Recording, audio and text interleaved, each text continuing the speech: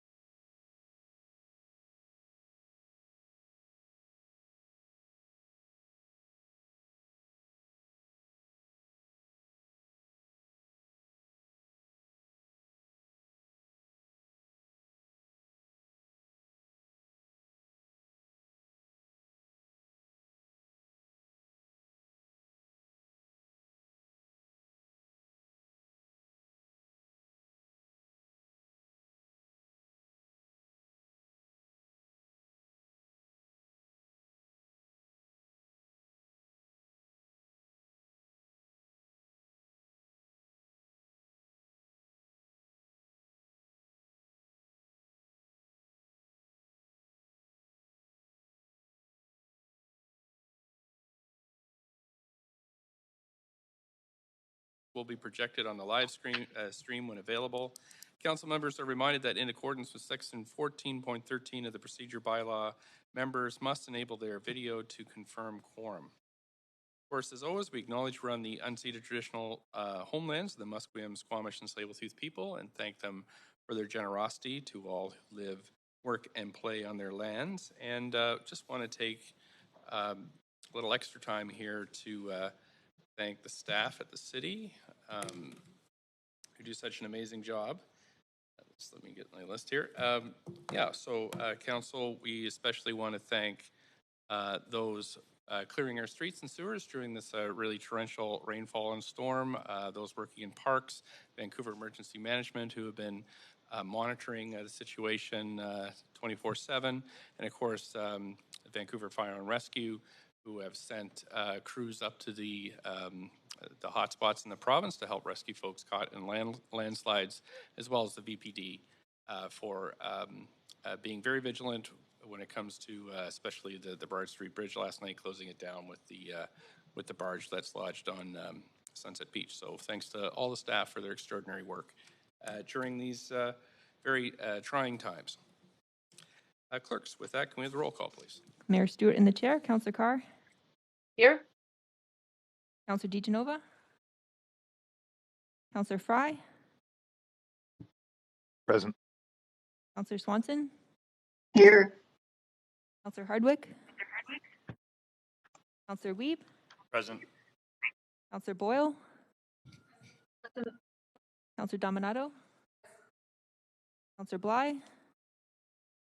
And Councillor Kirby-Young. Present. We have quorum, Mayor Stewart. Plan for the day is that the public is strongly encouraged to listen to the proceedings via the city's website or YouTube link and follow along at Twitter at Van City Clerk, on Twitter at Van City Clerk for updates on the progress in the meeting. Any comments on the agenda item can be sent to council using the web form on the city's website, and that is also on Twitter in the live stream, the link to that web form. Also, again, just our longstanding commitment to equity, diversity, inclusion. Just want to remind council that when addressing speakers and staff, we will avoid using gendered honorifics and instead refer to the person by first name, last name, role, or title. Today we have 3 administrative items, 2 presentations, 1 item of unfinished business, 1 communication, 7 reports, 9 referral reports, 7 bylaws, 4 administrative motions, 7 council member motions, notice of council member motions, new business inquiries, and other matters. Plan for the day is to break at noon for lunch and then head in camera from 1 till 3 p.m. Then we return to council from 3 to 5, the break for dinner, and then we have public hearing at 6 p.m. Just going to check with the clerks. If we don't finish council business today, is it referred to unfinished business at the standing committee? Right. So if what we don't finish today will be referred to the end of the standing committee meeting tomorrow. So council is required to meet in camera later this week. The reasons and authority under the Vancouver Charter are listed in the agenda. Would someone like to move a motion to go in camera? Thank you, Councillor Dominato. Councillor Bly, second. Thanks. All in favor, yay. Opposed, Yay. nay. Thanks very much. That's passed. We have 3 sets of minutes, council. Minutes 1 are the minutes of the council meeting following the Standing Committee on Policy and Strategic Priorities meeting, October 21st, 26th, 27th, 28th. So moved. Any So corrections? second. Just corrections? No? Okay, mover. So moved. Thank you. I heard Councillor Carr as a seconder. Councillor Dejanova moved. All in favor, yay. Yay. Yay. Opposed, nay. Those are passed. Thank you. Minutes 2 are the minutes of the council meeting of November 2nd. Any corrections? Mover, please. So moved. Thank you, Councillor Dejanova. Seconder. Thank you, Councillor Bly. All in favor, yay. Yay. Opposed, nay. Yay. Those are passed. Thank you. Minutes 2 are the minutes of the council meeting following the Standing Committee on City and Finance Services meeting on November 3rd. Any corrections? You have a mover? So moved. I saw Councillor Hardwick. I just, again, council, as we go through the hybrid meetings, I'm going to be listening for voices, just to be fair to the folks who are not in chambers. So I saw Councillor Hardwick though. Seconder for that one? Second. Okay, thanks. Councillor Dejanova, thank you. All in favor, yay. Yay. Opposed, Yay. nay. That's passed. Thank you. Okay, council, and I'm going to get you to put yourself on the list because we're going through the consent agenda. If you want to hold any items, please put yourself on the question queue. We're going to consider matters adopted on consent. We have communication 1, reports 3 to 7. That's because we have speakers on the other reports. So communication 1, reports 3, 4, 5, 6, 7. Referral reports 1 to 9. And anybody like to hold any of these items? Move adoption. Just have to ask for conflict of interest. Any members have conflict of interest in any of these items? I don't hear any, so thanks very much to Councillor Dejanova that you've moved adoption. Do we have a seconder? Councillor Kirby-Young. Second. Carr. I actually heard Councillor Kirby-Young, so we'll go second Councillor Kirby-Young. Thank you. All in favor, say yay. Yay. Opposed, Yay. Opposed, nay. Okay, those have passed. Thank you, Council. So I'm going to read through the list here of what we have approved. Okay, so we have communication 1, which is changes to the 2022 council meeting schedule. We have report 3, which is a renewal of lease and license arrangements for city-owned properties at 215 West First Avenue and 2150 Maple Street. We have report 3, which is 2021 cultural grants. We have report number 5, which is the approval of grant and authorization to enter into legal agreements for a childcare project with Vancouver Native Housing Society on Francis Street. We have report number 6, which is the closure and exchange of a portion of a road adjacent to 1002 Station Street. And we have report number 7, which is the business license hearing panels, January to July 2022. And in terms of referral reports, we have number 1, CD1 rezoning on 5590 Victoria Street. Report number 2, CD1 rezoning on 8804 Osler Street. Referral report 3, CD1 rezoning on 750 South West Marine Drive. Referral report 4, CD1 text rezoning on 193 Southwest Marine Drive. Number 5, CD1 rezoning on 550 Canby Street. Referral report 6, miscellaneous amendments concerning various CD1 bylaws. Number 7, CD1 rezoning on 3304 Kingsway. Number 8, CD1 rezoning on 1381 Kingsway. And number 9, CD1 rezoning on 1650 Alberni Street. Thanks, Council. Okay, so we have 2 presentations today, and I think we have our presenters online. Our first presentation is the Draft Metro 2050 Regional Growth Strategy Update. We have Jonathan Cote, the mayor from the city of New Westminster, and Jerry Dobrovoni and Heather McNeil from Metro Vancouver to present this item. So following the presentation, council will have up to 5 minutes to ask questions to presenters, and there's nothing to approve. It's for information and questions. So I can turn it over to the presenters, please. Okay, well, thank you, Mayor Kennedy. Can everyone hear me? Again. Okay, wonderful. Well, good morning. Thank you very much for making time in your council meeting today to look at our long-range regional plan Metro 2050 and also the long-range transportation plan Transport 2050. It looks like you have a very busy day, but really appreciate you making the time this morning to engage in this important work in the region. I'd first like to recognize and acknowledge that Metro Vancouver operates on the traditional and unceded territory of 10 First Nations, the Katzie, Kwantlen, Coquitlam, Matsqui, Musqueam, Kakite, Squamish, Semiahmoo, Tawasin, and Tsleil-Waututh. We recognize the work we need to do all in our local governments with reconciliation, and that commitment does need to extend to our regional government at Metro Vancouver and at TransLink, and is certainly top of mind as we work through our long range planning. So as I said, I think many folks are aware of the long history we have in our region with long range regional planning. And right now, the region is actually in a unique opportunity to be working on both Metro 2050 and Transport 2050, the region's long-range transportation planning. Although these plans have always connected in the past, this is the first time they've actually been developed concurrently, and there's been a lot of integration and work between Metro Vancouver and TransLink in the development of that plan. I think the saying is always a good land use plan is a good transportation plan, and vice versa. A good transportation is a land use plan. And I think this has been actually a really unique opportunity for the region to be engaging these discussions concurrently. Now, our long range plans in Metro Vancouver really have helped shape Metro Vancouver to be the region that it is right now. Our region didn't develop and become the way it is by accident. A lot of thought has been put over many decades about regional planning. So our region's commitment to an urban containment boundary, protecting natural spaces, protecting agricultural land, connecting our region by regional town centers by good public transit. These were all in the making for decades and has been part of the regional planning discussion. And I think there's a lot of successes that we have gained in the region. But I think we also recognize our region continues to face a lot of significant challenges. We are a region bounded by mountains, the ocean, the U.S. border. We're an incredibly attractive place to live, which leads to pressures with population growth. And I think we all recognize the challenges that we face with housing affordability in the region. Layered on top of that are global issues like climate change, which I know are top of mind in all of the work that we do. So these challenges are certainly top of mind and a big part of where we're trying to work with our long range plans to help address and navigate and build upon the successes we've had in the past.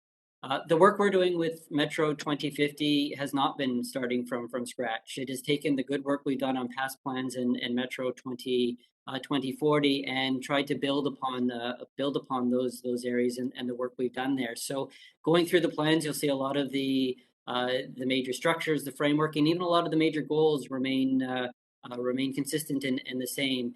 But I think as we've gone through this process over the last 2 to 3 years, I think we've definitely recognized that over the past 10 years, the region has evolved. There are new emerging challenges. There are challenges that are even more prominent today than they were 10 years ago. And I think those are the areas that have they both at Metro and at TransLink, we try to identify and highlight. So challenges related to affordable housing have become much more prominent in the draft regional plan than they were 10 years ago. And I think that largely reflects the increased challenges all of the local governments in Metro Vancouver are facing on this difficult issue.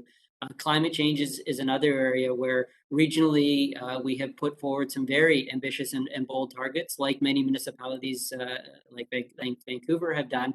But we've also recognized that those goals and aspirations need to be tied to specific actions that we need to take at the regional and local levels to help us be able to achieve achieve those goals. So really appreciate the opportunity to engage your council this morning. And I'm now going to pass it off quickly to Jerry Dobrovoni. I know he has cannot stay for too long, but I know he wanted to say a few words, and I'll pass it off to Jerry Dobrovoni for an introduction. Well, thank you very much, Chair Cote, and good morning, everybody. I really wish we were all there in person. I'm still Jerry Dobrovoni. I'm now the Commissioner and Chief Administrative Officer at Metro Vancouver. Part of the reason that I'm here today is to emphasize to you how important this 80-page plan is to everything else that we do at Metro Vancouver. How we plan for projected growth and land use in the region has a massive impact, for better or for worse, on our other responsibilities as local governments, including the regional utilities and services that are provided by Metro Vancouver. I'd like to highlight how Metro 2050 addresses three important issues for the Metro Vancouver Board: affordability, resilience, and climate action. If we choose a sprawling development pattern, we also choose to spend more down the road on expanding and maintaining inefficient infrastructure and inefficient transportation and transit systems. Simply put, if we spread the population too thin, it has budgetary implications for us all. The past 2 years have also highlighted the importance of planning for a resilient region and in taking action on climate change. For example, the challenge of COVID-19 has taught us the essential value of protecting our conservation and recreation lands and making sure that we expand our parkland to meet the growing popularity of parks and trails, which have been growing just at record levels. And our experience this past summer with extreme heat, drought, and rampant wildfire, as well as these past few days, demonstrate that climate action and planning for resilience cannot be delayed, which is why we're committed to achieving carbon neutrality by 2050 and building communities that are more resilient to natural hazards and extreme weather, which is very relevant now. These are the principles that you will see shine through on every page of Metro 2050, the update to the regional growth strategy. Like Chair Cote, I also want to extend my gratitude to you and to your staff for the comments and input provided. They are important contributions to the drafting of Metro 2050. I know that as you look through this document, you'll see that it reflects the issues that you've raised and the solutions that you've proposed. This is your plan, and we cannot get it over the finish line without your help, because together we make our region strong. So now I'll pass you over to Heather to walk through this morning's presentation. And as Chair Cote mentioned, I apologize, but I have to leave the meeting now. So thank you very much, and Heather, over to you. Thanks so much, Jerry, and thank you, Your Worship and Council. Just confirming you're advancing slides at your end. If so, then next slide. We can see. Thank you. Thank you. And we can go one more. Thanks so much. So the purpose of today's presentation is to provide an overview of the content in Metro 2050 and to help the City of Vancouver prepare to provide comments by November 26th. We're at the tail end of a 5-month comment period, and we're really looking forward to hearing from all members with regards to how the content and the plan has landed. Next slide.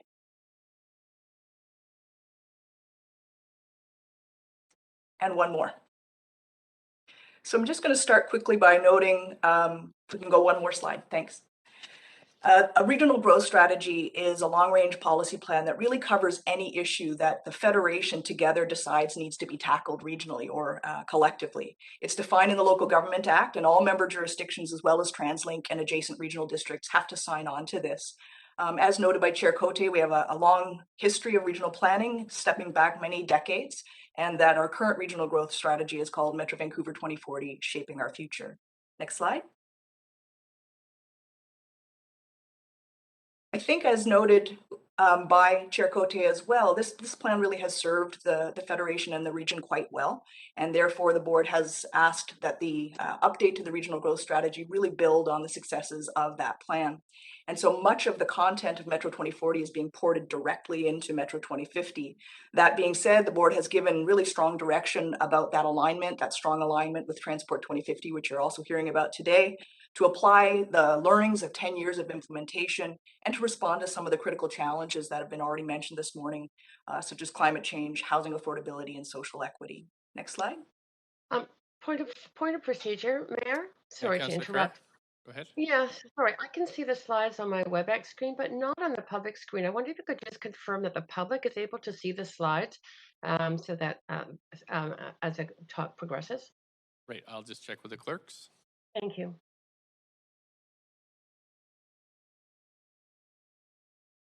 You're still having technical problems, Councillor Carr. So the public at this point can't see it. They can hear the audio.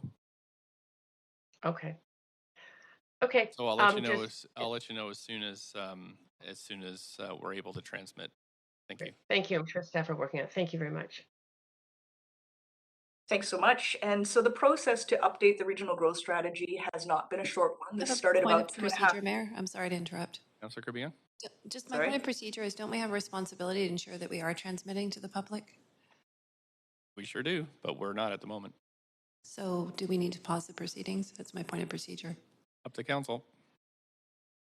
I don't feel comfortable continuing if the public can't see the meeting, especially since they're discouraged from coming to City Would you Hall. like to move a motion to that effect? Yes, I would like to Your move a motion that we pause until we can transmit to the public. Thanks. We have a second from Councillor Bly.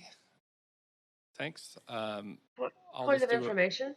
You can't. We're in the middle of a vote. So all in favor of pausing until we can get the video back online, say yay. Opposed, say nay. Okay, thanks. So we're Point of recessed. privilege. We'll recess until we can get the video stream back online.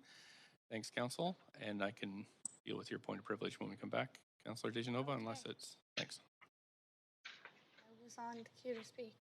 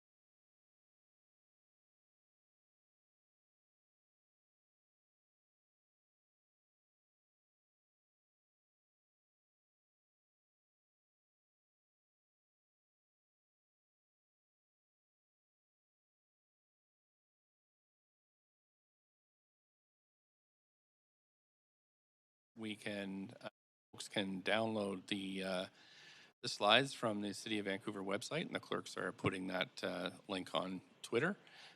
We will call out the slide numbers as we're going through so people can follow along on the presentation.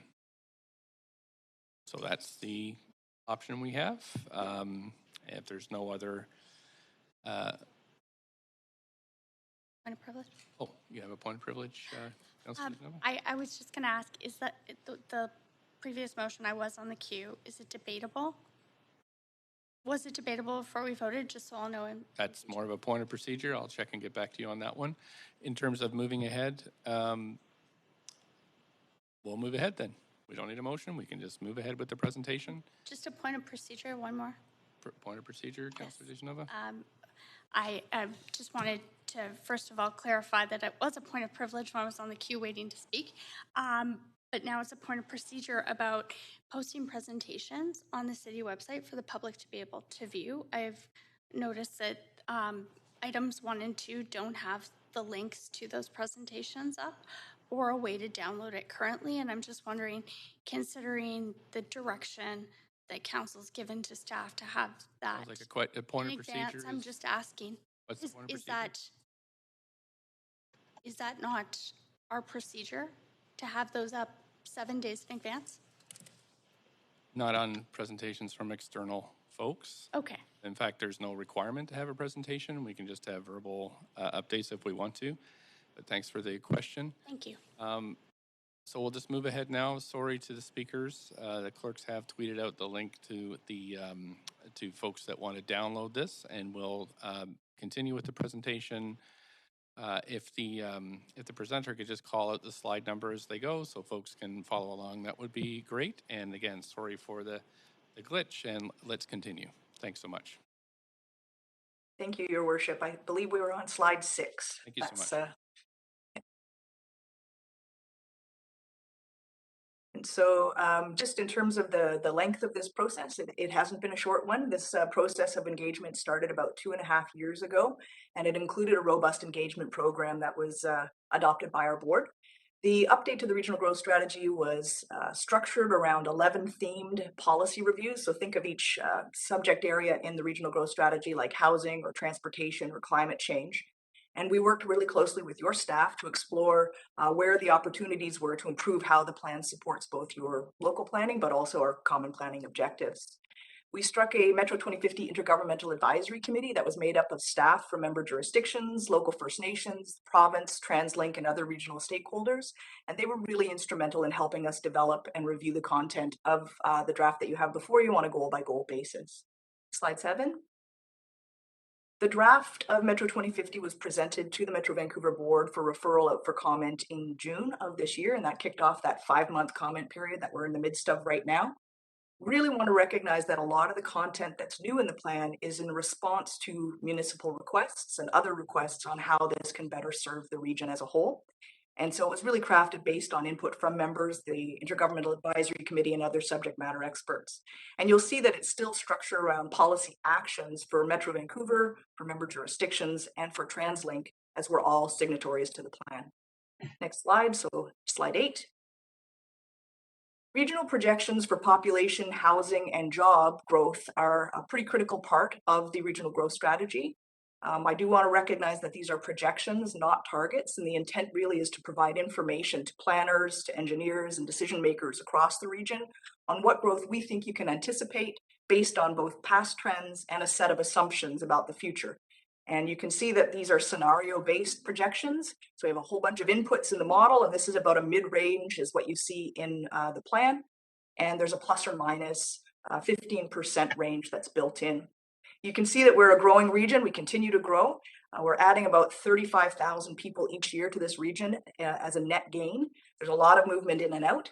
And that means that we expect another 1 million people by the end of this plan, and which requires another 500,000 homes and jobs to accommodate that growth. Next slide, please. I do want to recognize that this is a service that we provide outside of the regional growth strategy as well. So we are in the midst of completing sub-regional profiles that will be able to provide municipal scale data to members. The reason that there's sub-regional projections in the plan is really to recognize that the regional growth strategy is a bit of a cumbersome document to update. And so we will be able to update the municipal level projections on an annual basis and provide those publicly on our website to support your work. And it's really to support capital infrastructure and planning throughout the region. Slide 9. And so maybe it's slide 10, sorry, next one. And so here are the 5 goals that are in the draft of Metro 2050, and they reflect those long-standing regional planning principles that have been there for decades. There is one goal, number 4, which is really focused on housing, and that was mentioned by Chair Cote as well, recognizing the housing crisis and affordability crisis we have in this region. There are 3 strategies that are really focused on supporting our members as best we can and advocating to other levels of government to make meaningful contributions to addressing that crisis. Slide 11. And there's a number of bullet points that are going to be animated here. Apologies. So although the majority of content in Metro 2050 has been carried forward from Metro 2040, there are some improvements that I'd like to just briefly highlight. Next. We've heard from members that they would really like greater clarity on understanding the characteristics of locations where the plan directs growth to that network of urban centers and frequent transit development areas. And as a result, the plan proposes new types of both of these growth management tools to support that request. Next. We also have heard that you would want really stronger alignment between planned locations for growth and transit investment. And there's a new tool in the plan called Major Transit Growth Corridors. And this was co-developed again with TransLink. You'll hear about how this really relates to the proposed major transit network in Transport 2050. Next. Another role that we heard from our members that the regional growth strategy can play is setting regional scale aspirational targets for each community to work towards, for us all to work towards together within the context of each local community. And the first of those is that 15% of new and redeveloped housing in good transit-oriented locations be affordable rental housing. Next. There's also a whole host of policies to help the region address that housing crisis, including policies to encourage transit-oriented affordable housing, to increase housing stock overall, and to protect existing non-market rental units and renters. Next. There are also a number of policies that offer stronger protection for industrial lands, particularly those that are more appropriate for trade-enabling uses along the goods movement network. But there's also greater flexibility proposed for employment lands that are near rapid transit stations, allowing members to accommodate more mixed use in these locations, even considering affordable rental housing on upper floors. Next slide, number 12. One more, thank you. Just so the bullet points, there's 3 more here. There are new climate action policies, including pretty significant collective actions for us all to meet those ambitious greenhouse gas reduction targets. But there are also policies to help us better prepare for the impacts of climate change that, as has been seen in the last couple of days, were already being keenly felt in our region. Next. There are 2 more aspirational targets that are more environmentally focused. First of all, to protect 50% of land for nature. And regionally, we're at about 40% of the land base in our region is currently protected for nature. And the second is to achieve 40% tree canopy cover within the urban containment boundary. And we're at about 32% right now. Next. Our board has also asked that the plan really better consider how the policies in it impact different segments of our population and to seek better equity outcomes. Next, and to place more emphasis on building relationships with First Nations and ensuring that their development plans or needs are incorporated into the strategy. Slide 13. This draft really was prepared with thoughtful and detailed input from your staff, and we're just closing up this 5-month comment period, and we're doing this in advance of any bylaw readings very explicitly because there's lots of time still to be able to make changes and incorporate input. So we're asking for comments to be submitted by November 26th, but we also want to recognize that residents, businesses, nonprofits, and others are also invited to provide comments on the draft using an online feedback form. And we've also hosted a couple of really successful and well-attended webinars where we've been getting that input as well. Number 14. Following the comment period, it's going to be a busy holiday season. We're going to be pulling together all of those comments and assessing how closely aligned the Federation is and determining whether or not we can proceed with the very ambitious timeline that the board has set.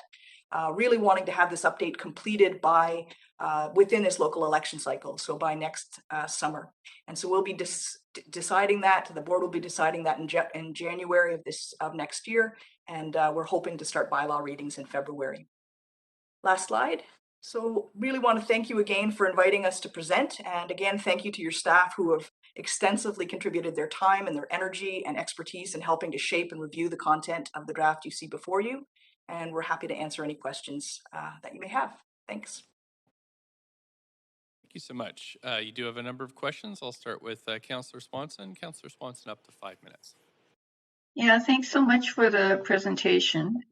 On slide 8, you said that we're getting about 35,000 new residents per year. How many of those would be in Vancouver? Thank you for the question, and through you, Your Worship, it's a good question. Traditionally, I believe Vancouver is taking about 15 to 17% of that, but I'd have to double check and get back to you on that one, Councillor Swanson. Okay, that would be great if you could do that. Mm-hmm. Then the second question is, you're talking about 15% of the housing being affordable. What's your definition of affordable? That's a great question. And so we've got two definitions of affordability that are happening in the plan right now. And we've had a lot of feedback on getting clarity of that in the next iteration of the draft. But we've got one which is no more than affordable to families making 120% or less of the median regional income, or the very traditional one, which is no more than 30% of a family's gross income. And so those are the two definitions that we're utilizing right now.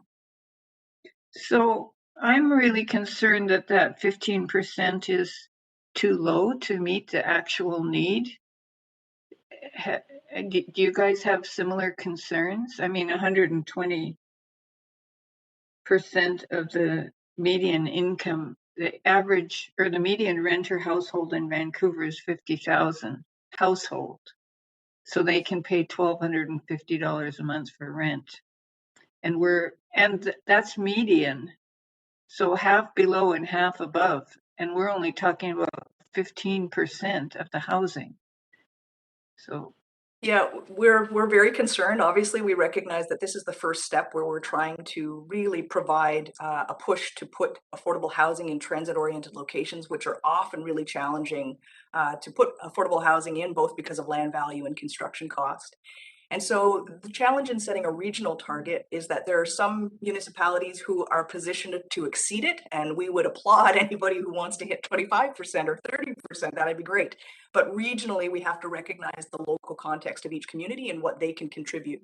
So our first cut at this is 15%, but in the plan, we recognize that this is something that we will assess after 5 years and see if the target needs to be adjusted.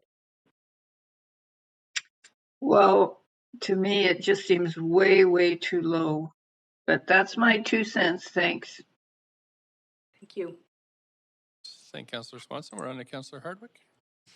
Thank you. Before I start, though, I'd like to ask for a second round of questions. Sure thing. Second from Councillor Dejanova. All in favor, yay. Yay. Opposed, nay. Great. Thanks very much. Go ahead. Incidentally, the answer to population growth within Vancouver annually, it's about 6,000 per year per the census. We are in a census year, and we'll have an update on that in Q1. So it's important. So my question is, on September 28th, we had a special council meeting on the Vancouver plan, and there was discussion about local and regional housing population projections. Sean Galloway from Metro was asked whether the municipal projections or when they would be released, and he said a couple of weeks.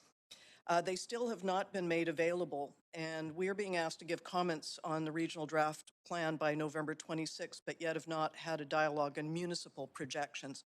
Can you please explain what is happening with the municipal projections? Thanks.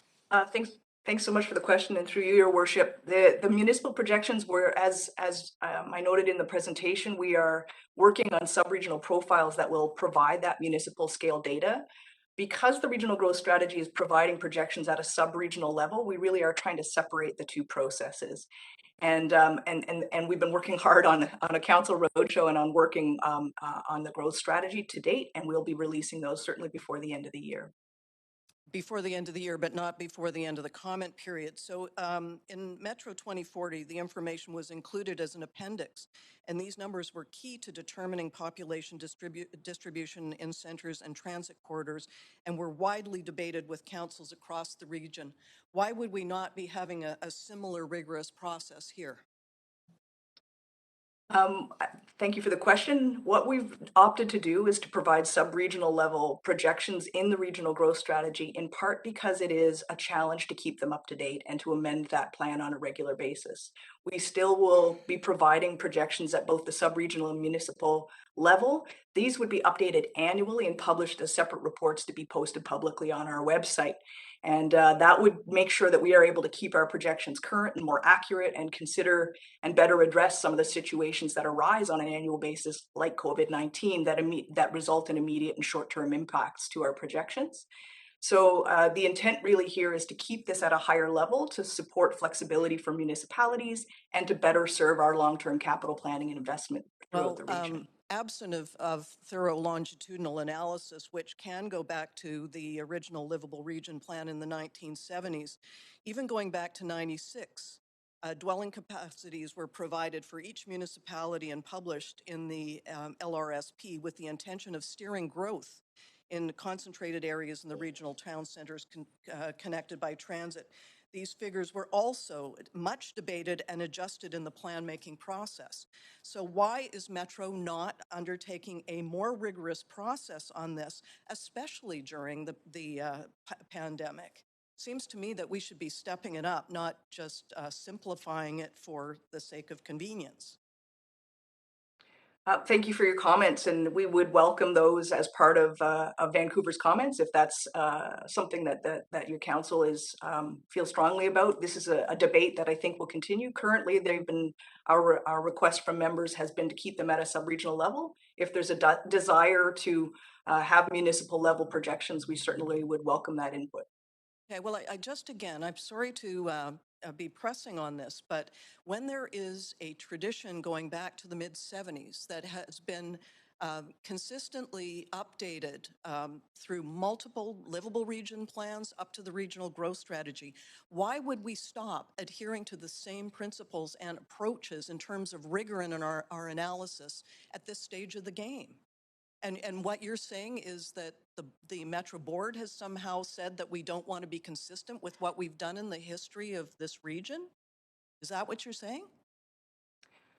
Thanks for the comments. I think what we're saying is that the Livable Region Strategic Plan was determined to be a regional growth strategy after it was completed.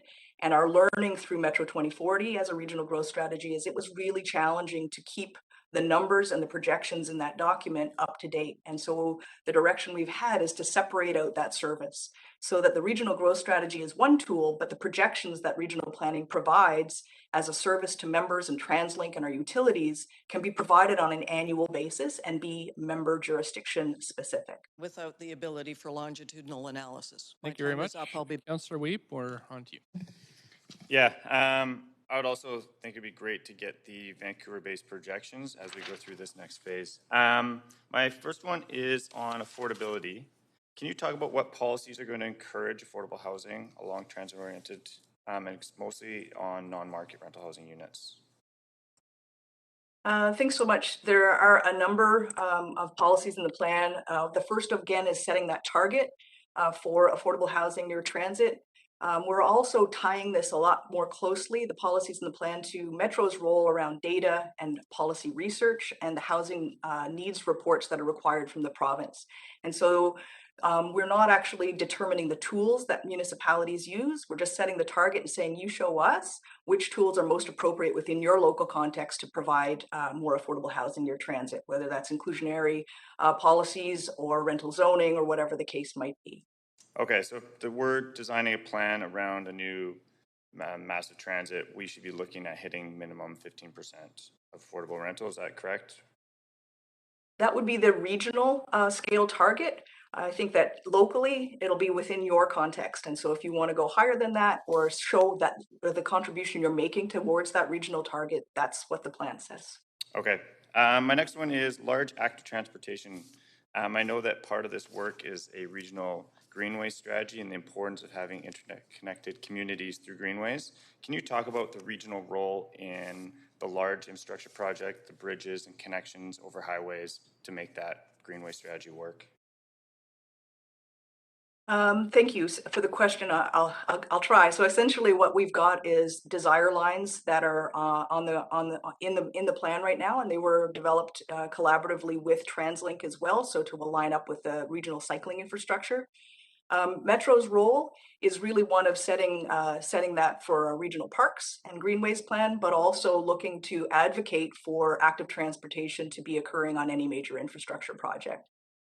Okay, thanks. The last one is the exciting one, which is protecting 50% of our land for nature and achieving a 40% canopy cover. Is there kind of a minimum goal that you're hoping that cities will achieve to help us get to that level? Is there something that you think Vancouver needs to achieve to hit the 40%? And how are we going to increase our land acquisition for urban settings if we're going to get to that 50%? Thanks so much for the question. Again, the role of the regional growth strategy is to set that high level target and then provide some tools and opportunities to help members achieve that. And so we've done some work around urban tree canopy cover, looking at sort of a whole host of tools that have to do with tree retention, bylaws, as well as other means to make sure that we're maintaining urban tree canopy cover. And so we can happily provide that toolkit, and it provides a whole host of options for members to take a look at. In terms of the 50%, again, Metro's role is often one of advocacy to senior levels of government to continue to protect certain lands, but also looking at our regional parks acquisition program and looking to expand regional parkland across the region. Thanks. And last one, our connections with First Nations continue to grow. Can you talk about their input in this plan and how it's changing and shaping what we're hoping to see for the 2050 strategy? Yep, sure. Thank you for the question. Originally, our local First Nations were invited to our Intergovernmental Advisory Committee. What we heard from members and participants from local First Nations is that they both wanted to participate through their referrals offices, but also to strike a First Nations working group. And we've done that, and that is funded. And essentially, we're providing engagement support for that. And so we've had 2 meetings so far, and they've been really great discussions, not just looking at direct content in the plan that's directly related to First Nations, but looking at interests throughout the entire plan. And so we're receiving comments through that, and they will be integrated into the next draft as well.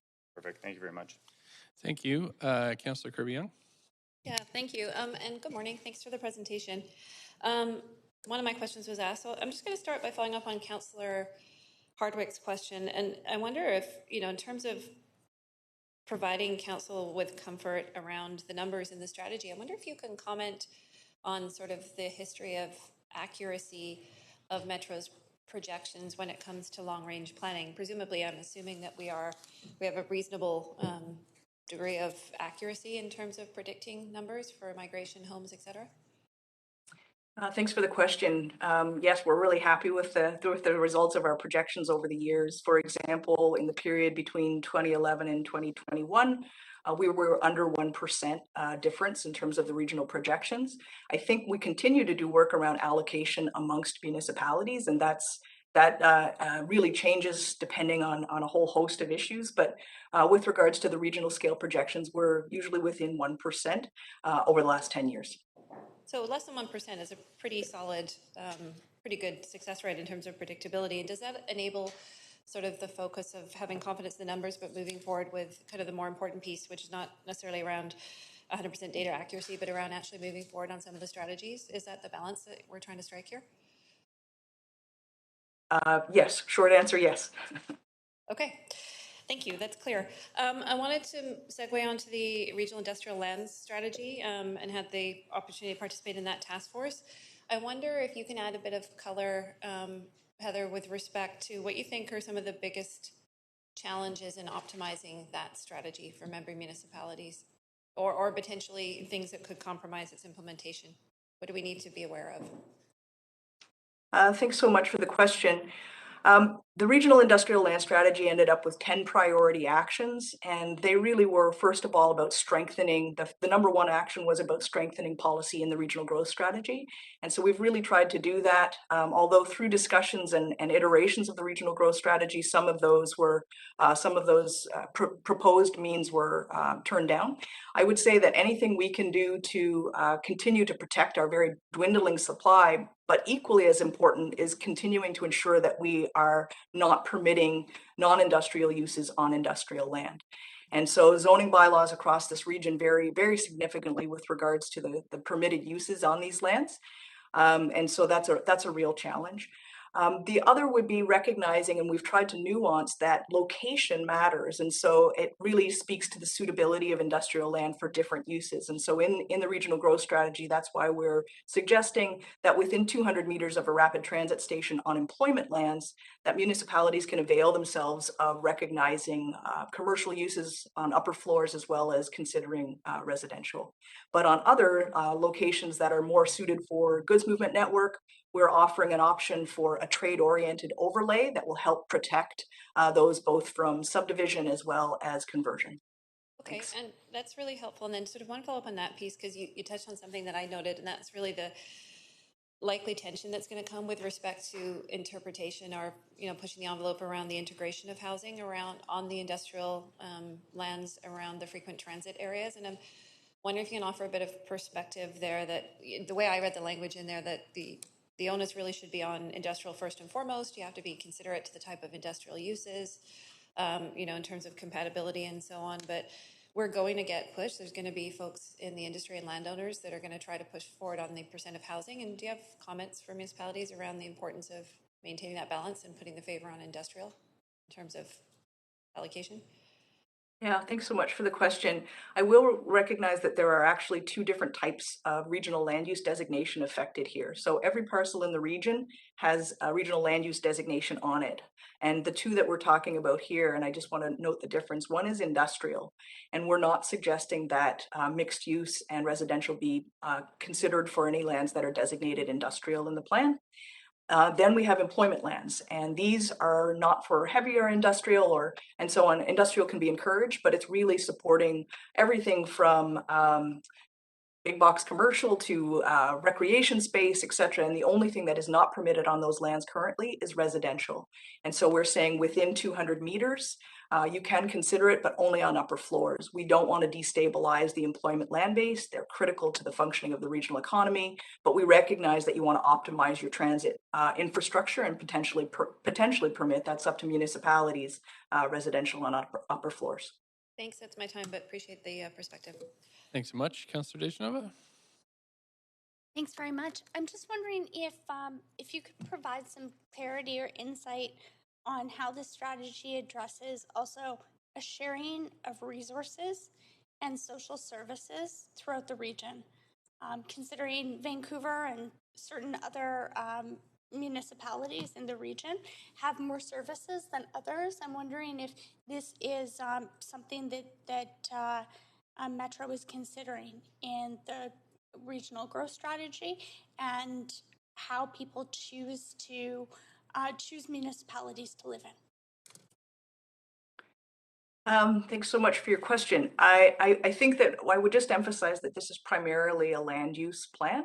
And so there are some policies that support the development of complete communities in Goal 1, really looking at the importance of access to green space and services and amenities when we're creating complete communities. But we don't speak to the different service levels amongst our members. We recognize that the Federation is diverse, and that each municipality provides different ingredients to that regional picture, whether it's watersheds on the North Shore or agricultural land south of the Fraser, or density around transit. And so it's really recognizing the diversity of the membership.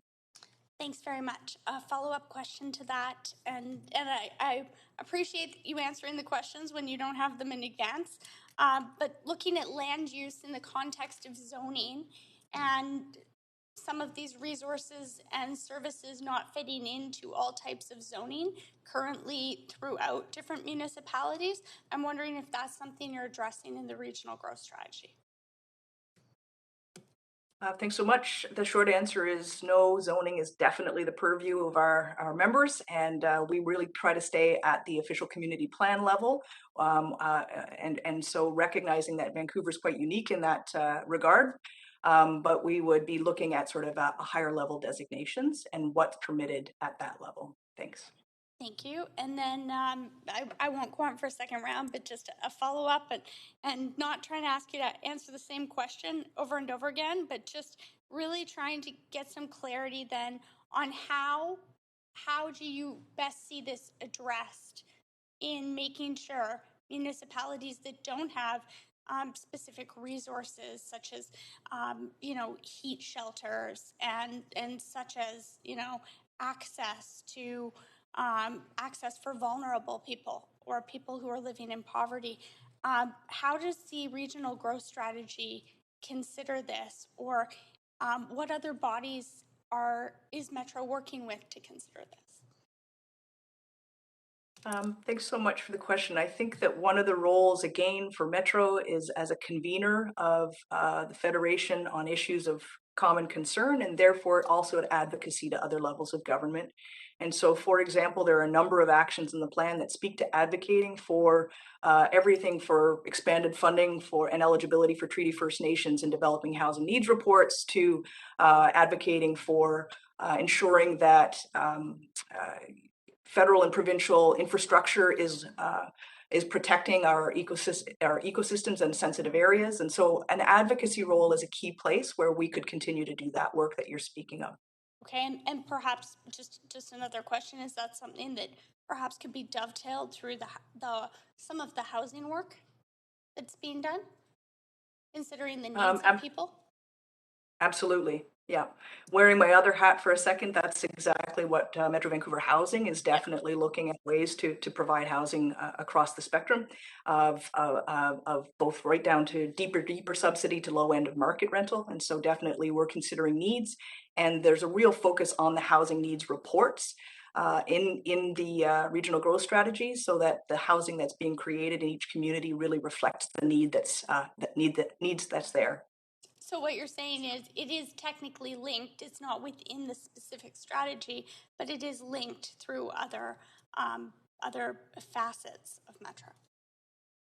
Yes. Thank you. Thank you. Councillor Boyle. Thanks so much, and thanks to Metro staff for this presentation. It's really helpful.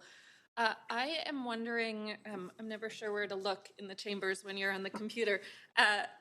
My first question is about the impact of sprawl, I guess, and so I'm wondering if you can speak to us as the City of Vancouver in terms of what impacts it has in protecting agricultural land, green spaces across the region, if there's less housing built in the center of the city.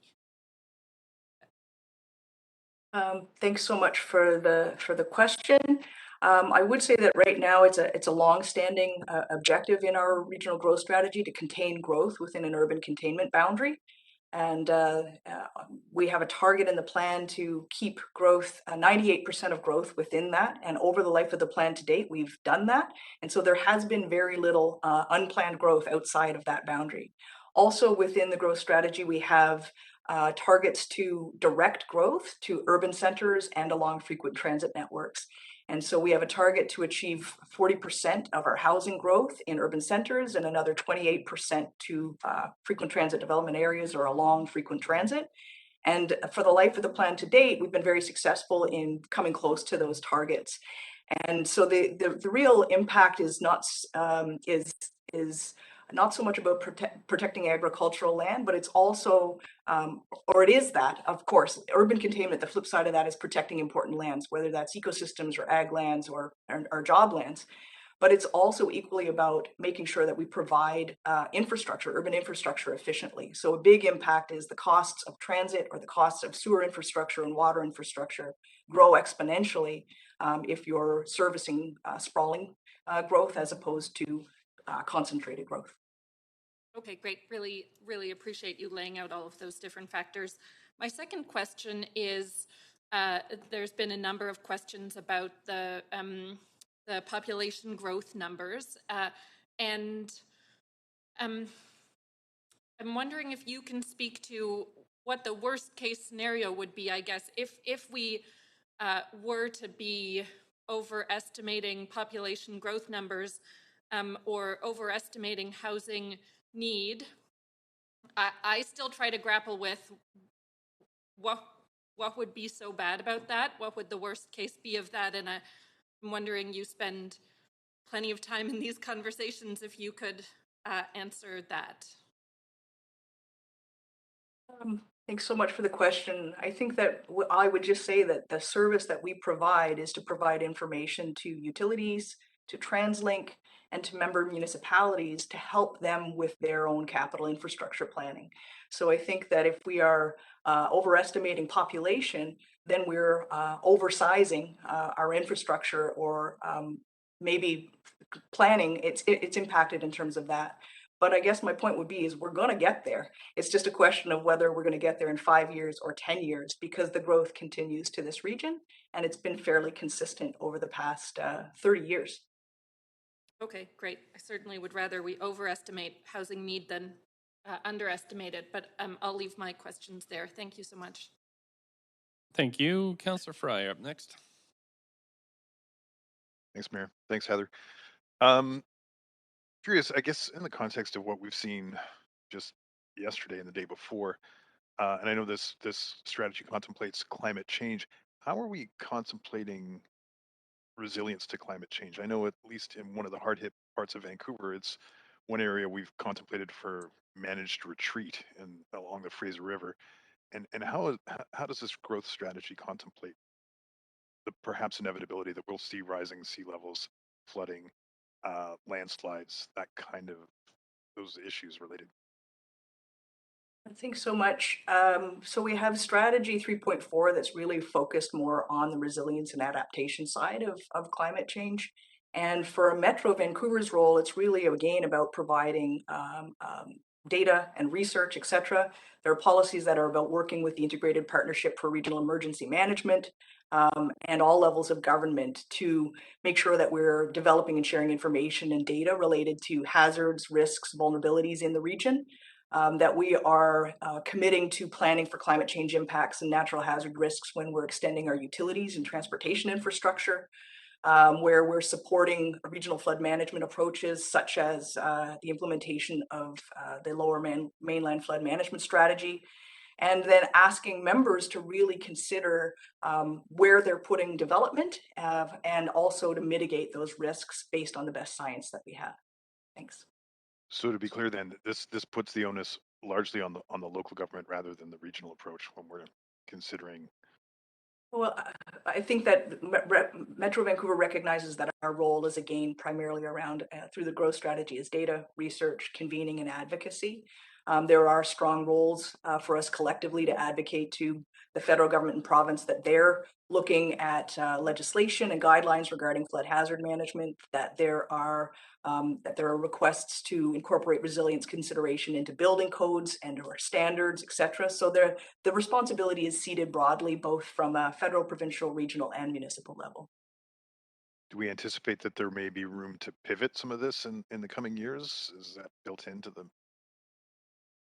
analysis? Yeah, I think that the regional growth strategy is intended to be a fairly stable plan, but just for example, since 2011, it's been the existing one's been amended more than a dozen times, recognizing improvements along the way. And so if science changes or if our data changes, we can of course make amendments to strengthen or pivot with the plan. So shifting gears a little bit to land values and recognizing that we're seeing an increasing sort of download of services from the province onto local governments, but at the same time, the land valuation, in particular in Metro, and we know that it's going to be going up significantly, is going to see a lot of that, like a lot more burden borne by local businesses and local residents. Um, is your strategy contemplating any kind of shifts in how we do land valuation and taxation and sharing of those sort of revenues in relation to the province? The short answer on that one is no. It is not moving into the financial and taxation tools at all. It's primarily, again, based around a land use plan. Okay, would that be something that Metro, and forgive me because I'm just an alternate on Metro, I'm not regularly involved in a lot of this stuff.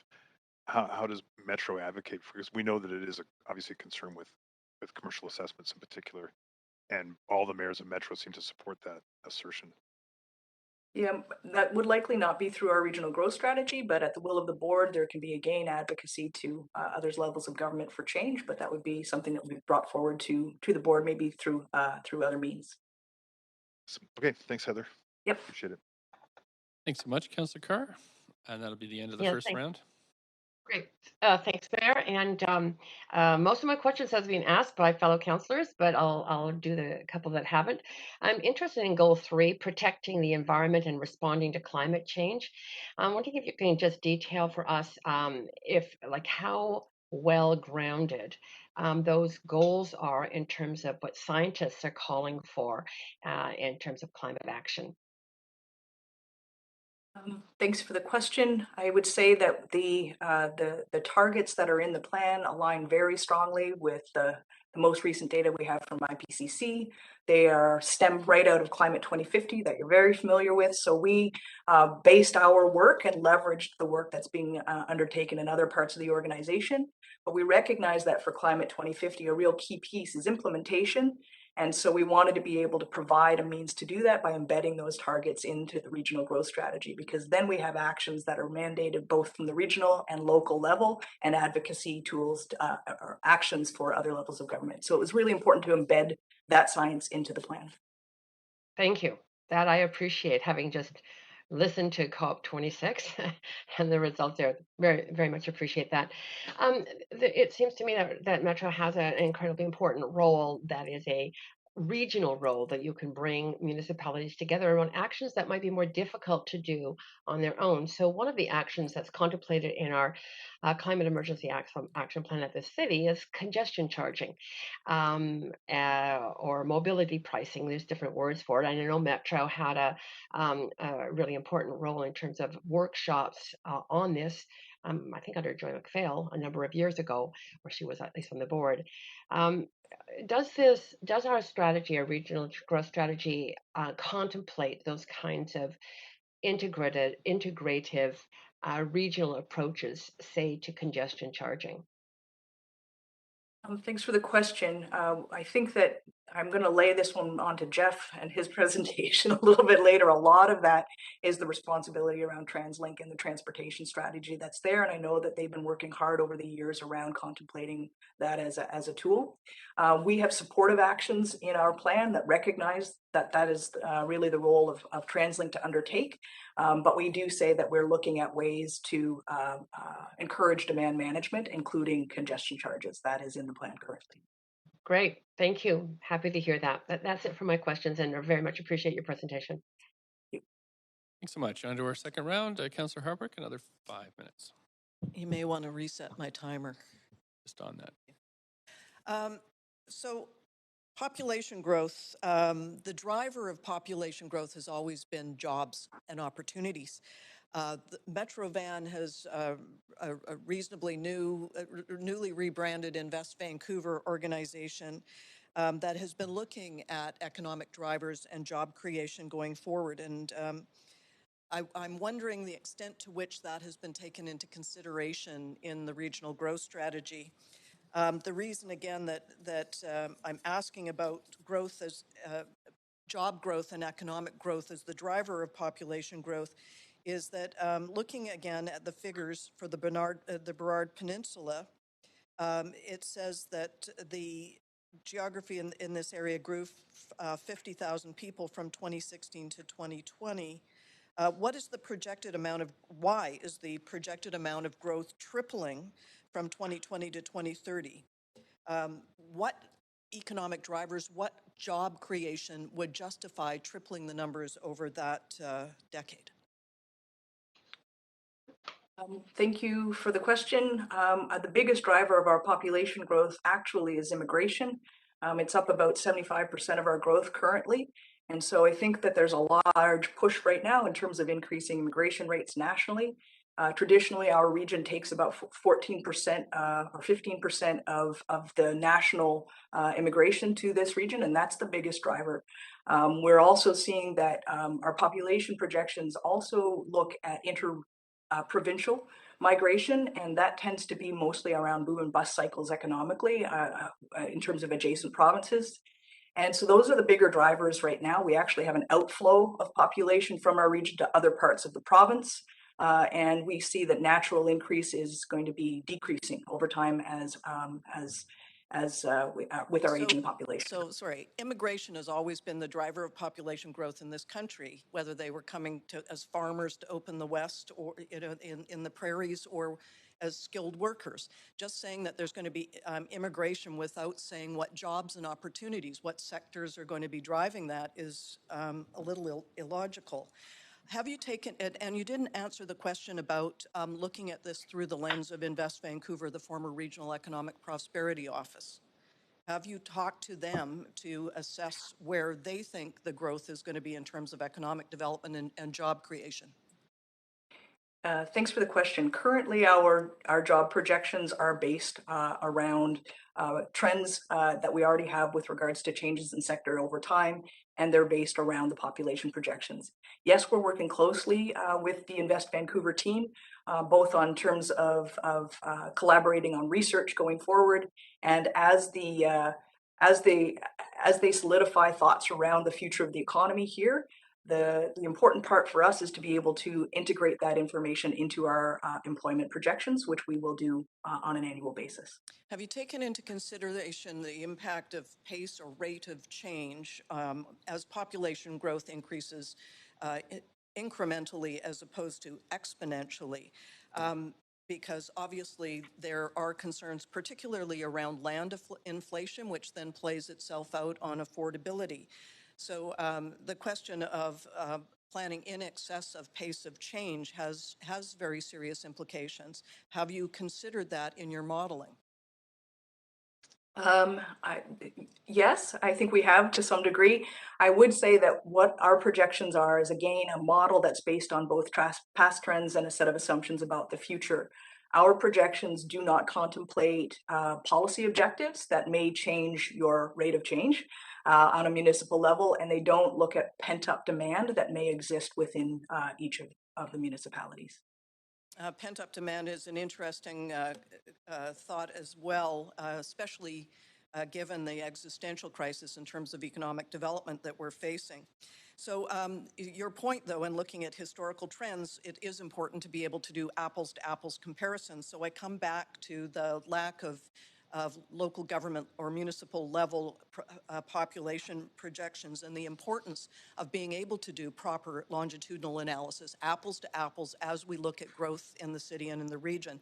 So will we be seeing those municipal, it was again said in the September 28th meeting that we would have those municipal level projections within a week or two. When will we see them? I can commit that they would be to you by the end of the year. Again, we're just working through some of the transition from sub-regional to local. We've been doing work and a roadshow over the course of last year where we're trying to reconcile some of those numbers with municipal staff. And so certainly by the end of the year. So so after the period that we can actually we're at 5. address them. Thank you. Thank you so much for your presentation. I don't have any other questions for you, but really appreciate you presenting and coming in and discussing the report so thoroughly. Council, we're going to move on to our next presentation today, which is the Transport 2050 presentation. And we have Lon Leclerc here. I'm just wondering if the clerks need any extra time to adjust. Oh, okay. I think we're good to go, Council. So we have Lon Leclerc, General Manager of Engineering Services, to provide introductory remarks, followed by Andrew McCurran, Director of Strategic Planning and Policy at TransLink, to present the item. And then we'll have questions again following the presentation. Thank you. Good morning, Mayor and Council.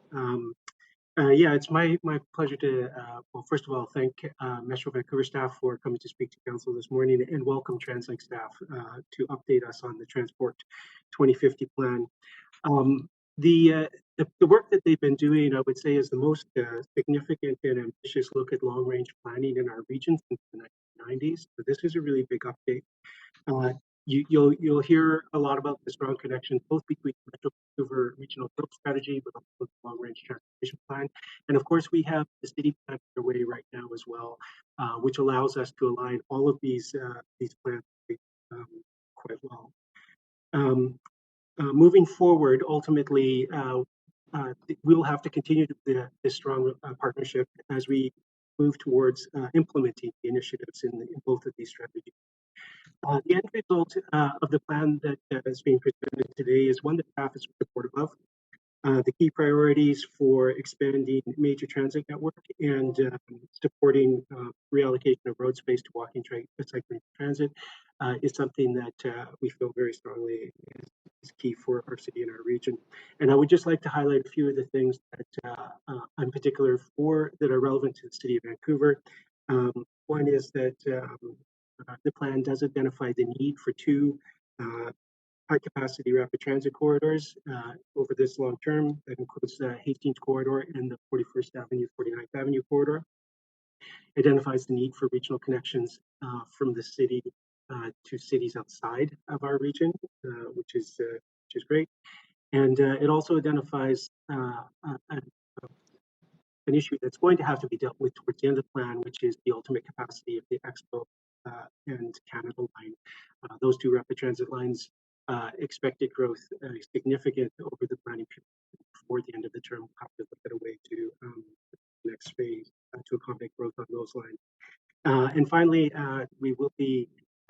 we've been working closely with transit staff on the mobility pricing work, and this plan also to that too. So I will be looking forward to transit staff to kind of update us on what the. So with that, I'll turn it over to Jeff Cross. Thanks. Point of procedure, Mayor, or privilege. I wonder if we could have that repeated, because with the audio, it's very difficult to make out what Mr. Leclerc was saying. We are having a little trouble with the mic, General Manager, so not sure what you can do to remedy that at the moment, but if you just wanted to quickly summarize the key points, that would be useful. Thank you. Okay, so I'll speak a little bit closer here. I don't know if that helps. But yeah, at a high level, I would just say that significant plan, the scale of and the ambition behind the plan is significant in the sense that we haven't undertaken this level of long-range transportation planning since the mid-1990s. For Vancouver, highlights are that in this time frame, there is a need for high capacity rapid transit on the Hastings corridor, and on the 41st Avenue, 49th Avenue corridor. So you'll see that in these plans.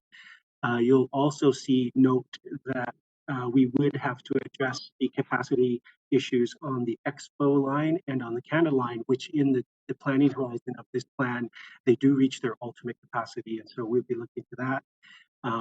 We also will be, you'll see in the plan, important interregional connections, that is Vancouver to cities outside of our region.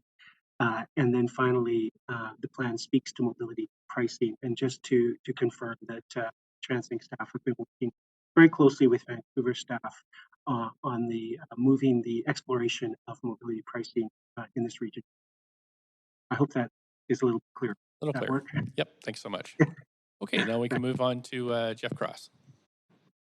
Thank you, Mayor Stewart. Thank you, Council and public that are watching. My name is Jeff Cross. I'm the Vice President of Planning and Policy. And with me is Andrew McCurran, the Director of Strategic Planning and Policy. He's going to walk through the real nuts and bolts of the strategy, but I want to lay out a few things as we walk into it. Maybe we could jump to slide 3 if we could put this up. Thank you. So a few things we are going to go over where we're at with Transport 2050, show you what the kind of key themes are, how we got there, the key themes, the 5 goals, and there's actually 126 strategies and actions that are in the draft plan right now. This plan has been the result of extensive work by staff both at TransLink and Metro Vancouver, as well as all the municipalities. The province has also participated both at the staff level and at the policymaker level, including Minister Heyman and Minister Ma, which has been very crucial, and the alignment with Metro Vancouver on this through Chair Dhaliwal and Mayor Cote has been terrific for us. It's been a huge opportunity. Next slide, please. As Lon pointed out, this is the most significant update that we've done on the regional strategy since 1993, when we put forward Transport 2021. Like Heather and Jerry were pointing out previously, we have a long history of very good regional planning here. And on most accounts, the major strategies, investments, and actions in Transport 2021 have actually come to fruition through that period. So we're at a time where both our networks, our strategies, and some of the catalysts for those have changed. So this is an extensive reboot. Some of the important things to note, this plan needs to support Metro 2050. It needs to support Climate 2050. So it assumes the climate goals that Metro Vancouver is proposing, as well as provincial goals. It also needs to support provincial economic strategy going forward. There have been a number of key things that we've learned. Next slide, please. Over our engagement, we started that over 2 years ago. We had a slight slowdown during COVID, but it has been our largest engagement ever. I think we've reached over 65,000 people, maybe more than that now, who have participated directly in the process. We've heard that affordability, reliability, climate, harnessing technology, equity, and reconciliation are key themes that were important to everybody, and that's shown up in this draft strategy.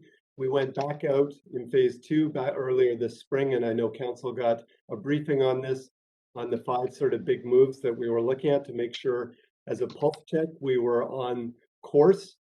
We've now just completed the public component of our phase 3 engagement on the full strategy, and we are completing our presentations to Council. I believe you're the last presentation in this cycle. Our goal right now is to bring forward a full final strategy for consideration in January. We'll be reflecting on what we heard through this period, including comments from you today and in following weeks, and making suggested edits to the draft going forward. Next slide, please. Next one, please. So this is really our plan on the page, and what we've heard, which I do think lines up with where the Vancouver plan is going and where Metro 2050 are going, not coincidental, is that really the theme is about access for everyone, that we have real choices that we can count on, that we can afford, that we can safely enjoy now and into the future. You can see those broken up into the key goals that we have for those. And we have also identified 3 strategic lens that builds on the collaborative work that we've done with the city and with Metro Vancouver and the province, both around reconciliation.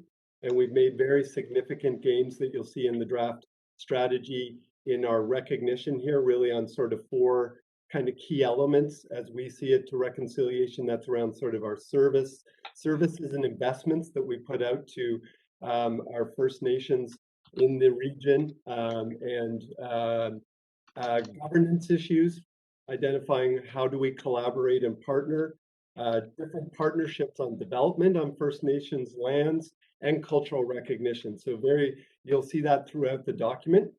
We've also done a lot of work on social equity, and that plays out that you should have access to all of the services, employment, wilds, parks, recreation, without needing to rely on a car, and without regard to where you live in the region, your income, your gender, your ethnicity, your ability, and other key equity-seeking groups. We've also identified resilience as a key theme per some of the questions for Metro 2050, both to climate, to other severe events such as seismic. How do we plan for our investments in a more rapid and resilient manner? There is a sort of hierarchy to this. You'll see that on the left-hand side that I think aligns with the Vancouver plan. where we're really trying to promote walking, cycling, and micro-mobility for short trips, making transit the most convenient for longer trips, and then really looking at improving reliability and convenience for automobiles, hopefully shared in the future, where that is appropriate and the first three attributes aren't met.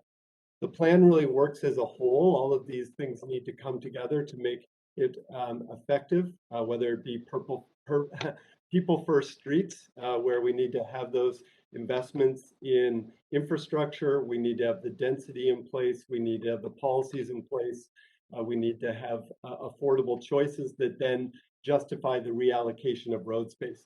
So those are kind of the elements that are at play. One final thing before I turn it over to Andrew.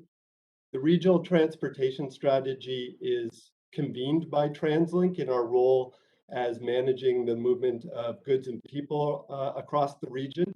But it also is written in the collective voice, in that it's a strategy for all of us. So a lot of the things that are in here are not solely within TransLink's accountability. In fact, some of them are entirely within municipal or provincial or federal, but it lays out what the roles and responsibilities and actions are in order for us to hit the goals that we've identified and are proposed in this strategy. Andrew, over to you. Great, thank you, Jeff. And we can go to the next slide, please. And the next slide. So let's see, I believe the number is not on the slide, but it is slide 9. So I'm just going to go now through each of the 5 goals and just hit the highlights, really, what's in the strategies that are in each of these goals, as well as focusing on a few key areas that I think might be of particular interest to City of Vancouver Council. So the first goal on slide 9, we all have reliable choices that get us, oh, my apologies, that is actually convenient choices. We all have universally accessible choices, allowing us to conveniently connect to opportunities without needing to rely on a car. And the headline target here is that by 2050, walking, cycling, and transit are competitive choices, accounting for at least half of all passenger trips, with taxi, ride hail, and car sharing accounting for most of the remainder. You'll be familiar, I think, with that first part of the target. It's consistent with our earlier regional transportation strategy. We've added the second part of the target that most of those motorized and automobile trips, the aim is to make those shared. Next slide, please. So under convenient choices, there are 4 key strategies. The first is to make active transportation the most convenient choice for shorter trips. And here the emphasis is really, especially around land use. I know this is consistent with the climate emergency plan that City of Vancouver has advanced, that walkable communities is really the first big move that you're putting forward. This is similar here, that walkable neighborhoods and street networks, complete communities is the big action, but also complete network of walkways and bikeways. And in the next slide, I'll show you a map of the proposal there. The second strategy, 1.2, to make transit the most convenient choice for longer trips, and also land use is a critical part of the discussion there, making sure that we're supporting Metro 2050 and a transit-oriented regional growth model. And then obviously the transit network, we'll show you in a map in a second. And then 1.3, we're actually revising this language a little bit. We've gotten a lot of feedback about it, but it's essentially for those who need to drive, for those trips where walking, cycling, and transit isn't viable, make sure that it's convenient, accessible, reliable, and in particular here, the main actions that we're looking to emphasize is around making shared automobiles more available so that people can have access to an auto without needing to own one. And then 1.4 is around providing different choices conveniently in one place. So this is actions around mobility hubs, making sure that, especially around transit stops and stations, you have access right there to walking networks, bike networks, to shared micromobility, to pick up and drop off for taxis and ride hailing, as well as digitally making sure that those things are conveniently available through mobility as a service, the idea of having something that we've been working towards for some time, building the digital infrastructure that allows people to book, plan, and pay for a trip on any motor service through a single app. The next slides go into the actual maps here. So the first one is the proposed regional cycling network, and there were some discussions and questions about this earlier in the context of Metro 2050. You can see the lighter green lines here show the regional greenways network, which is something that the regional parks team at Metro has been developing. And the darker teal lines are the major bikeway network, which is something that first emerged in the regional cycling strategy in 2008, and municipal staff across the region, together with TransLink staff, have been fleshing this out over time so that it's now a pretty good framework. We think that the major bikeway network combined with the regional greenways network really provide both the transportation connections as well as more recreation oriented connections to help people make longer trips across the region. The next map, the next slide, gets into the fast and reliable network. There are two key elements here. The first is what we call the major transit network. That's the darker pink lines. And that's service that's fast, frequent, reliable, and high capacity throughout the day, throughout the week. And so that's essentially rapid transit service. We're framing it as major transit network because actually the majority of those lines are intended to be delivered through surface at grade rapid transit, running in dedicated rights of way on existing streets. A number of those pink lines, you can see the ones with the little blue circles that are numbered, are indicated, but with the very small font in the legend there, that those likely warrant, would have higher capacity needs and likely warrant some grade separation, and the actual technology and detailed alignment would be subject to further study. UBC extension and gondola are labeled here as corridors that already are confirmed to require that higher levels of grade separation. The lighter pink lines represent the express or interregional connections, and those are also intended to be primarily delivered at surface in dedicated rights of way, primarily bus-based, but to be determined exactly how those are delivered. And providing trips that are convenient with the automobile for those longer distance trips, but not necessarily at the same high levels of frequency or throughout the day or week as that major transit network. You can see the next slide if pointing out that we've also noted important connections be made to the Fraser Valley to the east and the Sea to Sky corridor to the north. We haven't committed that these would be delivered by TransLink. These are just connections that we suggest are important to make, and they could be delivered through BC Transit or another partner. We also note the connection with the high-speed rail, potential high-speed rail corridor to Washington and Oregon, and in the text suggest that any investment in that project needs to be leveraged to support regional aspirations, especially around the major transit network and these express and interregional connections. So the next slide, that was slide 15. Now we're moving into slide 16. We all have reliable choices that get us where we need to go on time, and the target being we're spending 20% less time stuck in congestion compared to today. That's actually a really ambitious target and probably one of the more challenging ones to meet in light of the population growth that Heather was just discussing in the context of Metro 2050. But I'll describe in the next slide. So now we're in slide 17. The four strategies here. The first is to make transit more reliable, and the focus there, most of the actions are around transit priority, dedicated transit lanes, management and enforcement to make sure that we're minimizing transit delays. 2.2 is about making goods movement more reliable, especially focusing on industrial land protection, supporting the good work that Heather was describing at the Metro strategy, as well as consolidating goods and deliveries in fewer numbers of vehicles using technology to optimize that. 2.3 is around making driving and parking more reliable. There's a few things I'd highlight here.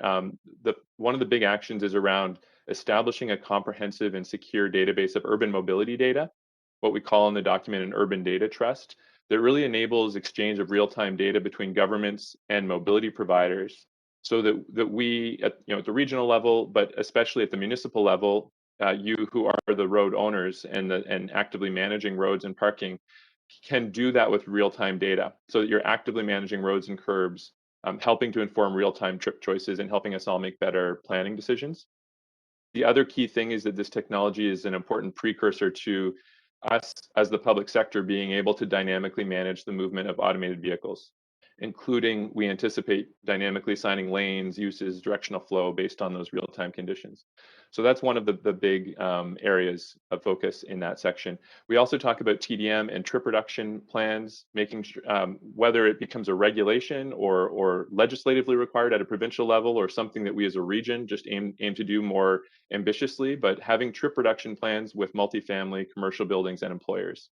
And the last one is around maintaining transport infrastructure in a state of good repair. Really a big, another important area to ensure reliability.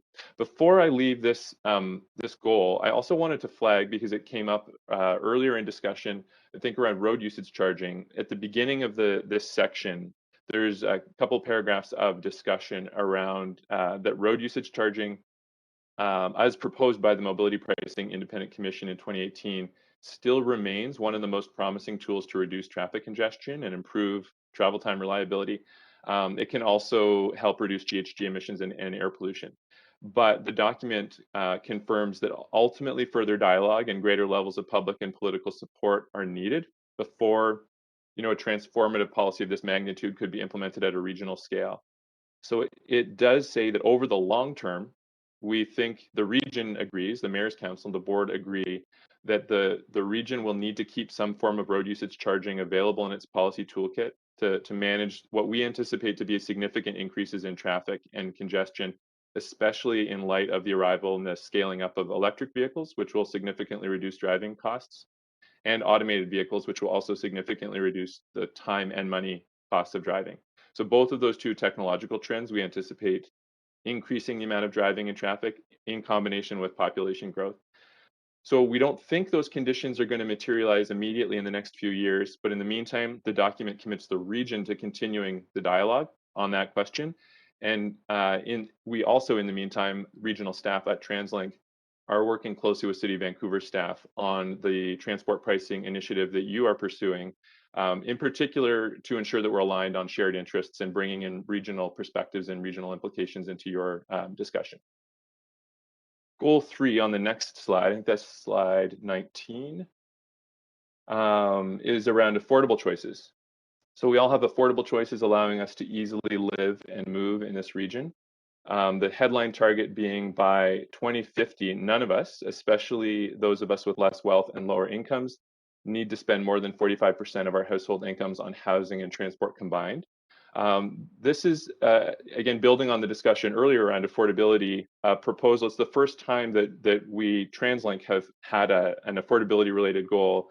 And it's building on some work, especially in the US, but also that Metro Vancouver has done in the last number of years, looking at the combined burden of housing and transport affordability, and setting a target that those two related costs, the big major costs for most households, should be less than 45% of household incomes.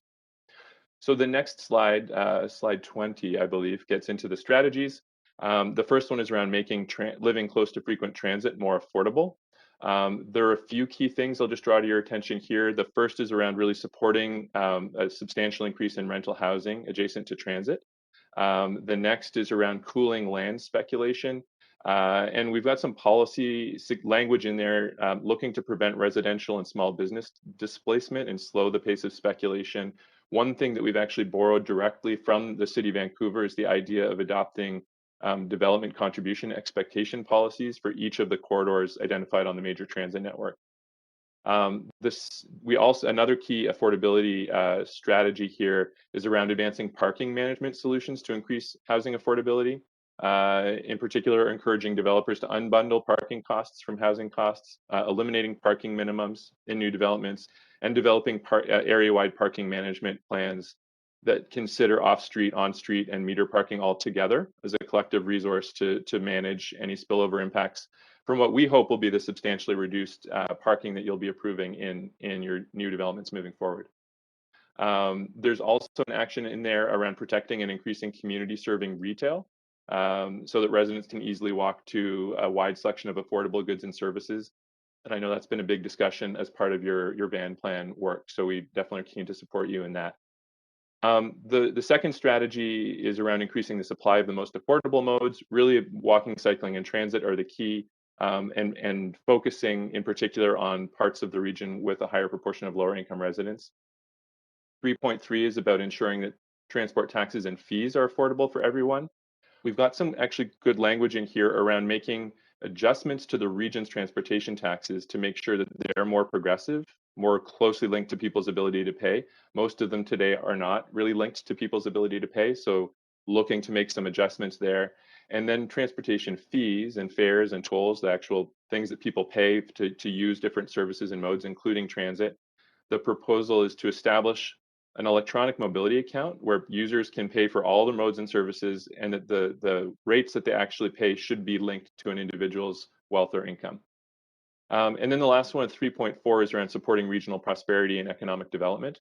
That's actually repeating a lot of the earlier content around supporting access to jobs and making sure that businesses have access to workers, also supporting a thriving transportation workforce and making sure that transportation workers in particular, we work together on preparing for a just transition in the context of automation and future technological change. And then the next slide, I think this is slide 22. If you can go one more, yes, safe and comfortable choices. So this is goal 4. We all have safe and comfortable choices that make us healthier and happier. The headline target is that we are reducing serious traffic injuries and fatalities by at least 5% annually until we reach zero on or by 2050. So it's our first attempt at a Vision Zero target at a regional level. The next slide goes into the 4 strategy areas. You'd advance one more slide. Great. So the first strategy is to eliminate traffic fatalities and serious injuries primarily by reducing speed limits. And we suggest in the document that 40 kilometers an hour should be the highest default speed limit on roads in the region, and that many roads should be slower speeds than that. Really building on the slow streets work that that City of Vancouver and a number of municipalities around the region have led through the pandemic. Making sure that streets are oriented to people first. That's really 2 things. The first is a street network, making sure that it's more connected for walking, cycling, and transit. And in the local neighborhood, street networks are less permeable to motor vehicles, as well as making sure that streets themselves are designed with people in mind first. That has primarily to do with speed, but also urban design. The second one, 4.2, is ensuring everyone feels welcome, comfortable, and physically secure while getting around. There's a lot of actions here about passenger experience, safety and security, public space. 4.3 is about minimizing transport's adverse impacts on local communities. This is where we have actions on reducing air emissions, water pollution, noise, vibrations, neighborhood partition for major infrastructure. And then 4.4 is safely responding to and recovering from disruptions and disasters, which is where we've got most of our actions around, especially emergency management and resiliency planning. And then we'll wrap up with goal 5, which is the next slide, slide 25. We have many transport choices which are carbon free, supporting local and global efforts to tackle climate change. And the target here is that by 2030, lower carbon pollution from light duty vehicles by 65% over 2010 levels, and to eliminate carbon pollution from transport altogether by 2050. This is still consistent with the region-wide target that Metro Vancouver through Climate 2050 is setting, that we should reduce the region-wide GHG emissions by 45% over 2010 levels by 2030. But the recognition is that the light duty vehicle sector, it has the most potential to shift and to reduce more GHGs faster than the other sectors, and therefore needs to carry a heavier burden of that reduction. And so the target that we've established here is to reduce by 65%. We should note that that's really ambitious, and the Mayor's Council has directed that Metro Vancouver, TransLink, and the province, we're all in discussions right now around working together on some more coordinated action to ensure that we actually take steps to achieve that ambitious target. The next slide goes into the 4 strategies proposed here. The first is to reduce the energy requirements of the transport system by focusing on the most energy efficient modes, smaller and zero emission freight vehicles, and walking, cycling, and transit. The second is to transition to zero emission vehicles wherever we have motorized travel. And the focus really there is on electrification. 5.3 is about ensuring ready access to low carbon fuels, but especially electricity powered by clean renewables. And 5.4 is around accounting for upstream and downstream emissions in the transport system to make sure that we're thinking, especially in our procurement decisions and our disposal decisions, and also our construction decisions. Concrete is one of the biggest sources of GHG emissions globally, that we're thinking about making low carbon decisions at every stage in the life cycle. And with that, Mayor, we'll turn it back to you for questions. Thanks so much for that. 1, 2, 3, 4, 5, 6, 7, 8 councillors on the queue for questions with 20 minutes. So we'll do the best we can, keeping in mind that we return at 3 p.m. after lunch and in camera. So if folks want to get through all their questions, we're going to have to extend, I think. So Councillor Wiebe, up to 5 minutes, please go ahead. Yeah, first one is talking about making active transportation or the most convenient trip. It talks about making it the shorter trips only. Can you talk about, with the expansion of electric bicycles, the opportunity to expand that beyond just short trips to do medium and longer trips? And I guess a follow-up is recognizing New West wants to do a floating bridge, Burnaby a bridge between City of Vancouver. Like, some of the capital projects to expand active transportation are pretty expensive. Can you talk about TransLink's role in supplying large capital funding for active transportation? Yeah, absolutely. Those are great questions. Thank you for that. Definitely, with the advent of electric micromobility, bikes, scooters, the potential to use those devices to travel longer distances is significantly increased. So that's one of the reasons that we think that regional cycling network, the major bikeway network, those regional greenways are going to be really important connections to help enable those longer distance trips on really safe traffic separated facilities with great wayfinding and conditions. So absolutely. The focus and the goal is really that active transport should be the most convenient choice for shorter trips. It absolutely is going to be a viable choice and a great choice for longer trips as well. But we think there's especially potential for walking, cycling, micromobility to be the dominant choice or the preferred choice for shorter trips. In terms of capital infrastructure, I can hit this one at the beginning, Jeff, if you want to weigh in. The TransLink provides capital cost sharing dollars to municipal governments in the region, the walking infrastructure to transit program, and then the bicycle infrastructure capital cost sharing program, as well as we supply money for active transport through our major road network capital cost sharing as well. So we've substantially increased the amount of dollars available over the last few years from the 10-year vision adopted by the Mayor's Council in 2014.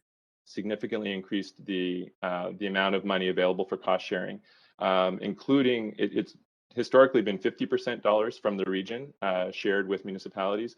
As of the phase 1 investment plan in 2017, for those major bike facilities that are in high potential areas, so in urban centers along the major bikeway network, we're providing now 75% capital cost sharing dollars. The hope, obviously, moving forward is that we can continue to increase the amount of funding available to continue to support, especially those bigger projects to fill in gaps in the major bikeway network that you identified, Councillor Wiebe. Perfect. Thank you. Second one is recognizing the convenience of trying to make transportation as convenient as possible. We continue here in the City of Vancouver about accessibility of washrooms at large transit stations. Can you talk about how this will be a priority moving forward, that we want to make sure that transit is convenient but also an accessible mode for all? Yeah, Jeff, why don't you take this one? Yeah, thank you. We have heard that loud and clear from many municipalities and obviously the public and stakeholder groups. Back, I believe, a year and a half ago or so, or 2 years ago, we did at the board adopt a washrooms policy and framework, which we identified sort of key hubs and the ability to have access to a washroom on our system within 10 minutes of travel time across the sort of major transit network and major bus corridors. So we have an implementation sort of framework. The board asked us to come back and advance that and bring it forward to a future investment plan. We're doing so right now, working with the Mayor's Council and the board about what that implementation path would look like. Certainly, we see that as part of the long range, and we have standing policy on it. It's now about sort of recovering from the pandemic and building back better, exactly how we implement that. Okay, I got two quick ones. One, there's a goal to move forward to, I guess, more fuel efficient buses, but on November 26th, we've got a report coming to us for 123 new fossil fuel buses. It'll be interesting to know what that transitional strategy looks like. And the second question is, at Metro Parks, we talked about the number one barrier to accessing regional parks is car ownership. Can you talk about how TransLink is going to be part of the success of getting more people access to nature, recognizing one of the goals is affordable opportunities and options? Thanks. Sure. Councillor, so on the first question around decarbonization of our own fleet and facilities, so we adopted a fleet plan earlier this year by the Mayor's Council and the board that puts us on target to reduce our emissions by 42%, I believe, by 2030 of our own fleet, and by 80% by 2050. We'll now be looking at getting to carbon neutral as we adopt, assuming we adopt these targets by 2050. Thanks. We're moving as quickly as possible on the electrification, including the next round of that would be some renewable natural gas to take advantage of existing infrastructure, and while we build the electrification of future facilities like the new Marpole Transit Center. Thank you. Councillor, we'll move on to Councillor Dominato. Thanks, Mayor. And yeah, a couple of questions. Councillor Weeb asked one of my questions around the low carbon fuels transition. I did want to ask specifically about within Transport 2050, what the strategy is to better connect residents and neighborhoods within the city of Vancouver specifically. We have a system very much geared towards getting into the downtown core. But still many people opt to drive because they're trying to move between the northeast quadrant, the southwest, southeast, and there's lacking connections at this time to get to some of the Broadway line, subway lines, other lines. Can you comment on that, what the planning is specifically for movement within the city and improving service and access? Yeah, I can start. Thank you for the question, actually. And it's something that doesn't necessarily come out as loud and clear because we haven't included the maps, because the principle is that we'll be expanding the frequent transit network, which already has a very good penetration within the city of Vancouver, but you pointed to some gaps that would advance with the densification of key corridors and actually basically cover most of the region. I think close to 95% of the population of the region would be within 400 meters of that frequent transit network. So it's really improving the underlying grid to give you a lot more opportunities. So right now, the frequent transit network is every 15 minutes. We've even talked about incrementally increasing that from 12 to 10 to probably eventually up to 5 minutes if we're going to hit that 2050 target about that. And then in key corridors, to make sure that we're prioritizing transit through dedicated lanes like we're doing now on the rapid bus that you see on 41st, et cetera, so that that becomes a time competitive alternative to driving your own vehicle. Thank you. Can you also comment on night service and what you're looking at in terms of additional service at night, particularly for we have a range of workers within our city that don't work traditional hours. And while there is now Uber and other options, I think a lot of people still rely on transit at night. And I'm just curious if you could comment on what we're doing there. Yeah, I think that we're recognizing that transit needs to be convenient for a wider range of trips. And we've even seen that coming out of the pandemic, how a slightly lower emphasis on commuter trips and a higher emphasis on all sorts of trips, whether it be for recreation, I think, which was the other question, to be able to access our recreation spots or to services and kind of regardless of the day. So really a 7-day a week transit system, as well as much longer into the evening. So we've been incrementally adding night service, but we see continuing that trend and intensifying it if we're going to be able to achieve that goal of reducing auto ownership or the reliance on a vehicle. So that's clearly one of the strategies. I would also add, we also mention using demand responsive transit in targeted applications when it could be more appropriate than fixed route transit. And late night service is one of those areas that has some potential to be useful there. Great, thank you. And then I want to also touch on emergency preparedness in terms of our transit system, just in light of the heavy rains we've seen in recent days. And what is our planning framework for managing our transit system in the event of emergency? I lived through a transit strike when there was no transit available as a university student and couldn't move around. But I can just imagine in the context of a significant earthquake or some of the other issues we're seeing with respect to climate change, that can have a heavy impact on our system. So can you just speak a little bit about emergency preparedness? Yeah, I could start there as well. I think there's two key areas, I think, two key themes that we emphasize in the document. One of them is network redundancy, as resiliency is one of the overall strategic lenses that we're trying to weave through all of the strategies. In terms of the specific question you were asking, I think network redundancy is something that we think we need to build up more of, especially on the major transit network, where today, if there's a disruption, even if it's a minor service disruption, it can have ripple effects across the entire system. So you'll see the major transit network, the fast and reliable network, ends up with this conference will end in creating more 5 minutes. 5 minutes, Enter star more of a one grid to cancel and continue. in order to give more choices. I'm just going to pause you there while we sort that out. We're good. Okay, please. So the network redundancy is building more of a grid type system in order to give more routing choices in the event of a disruption in one area. There are other options to route around. And then in terms of seismic and climate and weather related, we speak to the importance of making investments to upgrade and make our systems more robust in order to withstand both more seismic events that we've always been planning for, but in particular heat related events, I think is something after the heat dome this past summer that's really put more prominence on the radar. And there, the question is really how much do we need to spend to make our systems resilient for those sorts of conditions? But we do emphasize the importance of making those investments. Great, thanks. That's my time. Councillor Harvick. Thank you. I'm pleased to see the headline targets in the plan, but I couldn't actually find anywhere where we are at now and how much of stretch it would be to reach those targets. Can you tell us, please, where we are for each of those headline targets? Sure. Yeah, and that's something that we will be including some more detail on, especially as we get to the mayor's 10-year vision, where we'll be doing some more detailed modeling in terms of where we are today and where we think the investments that we're proposing to make over the next decade will get us towards these targets.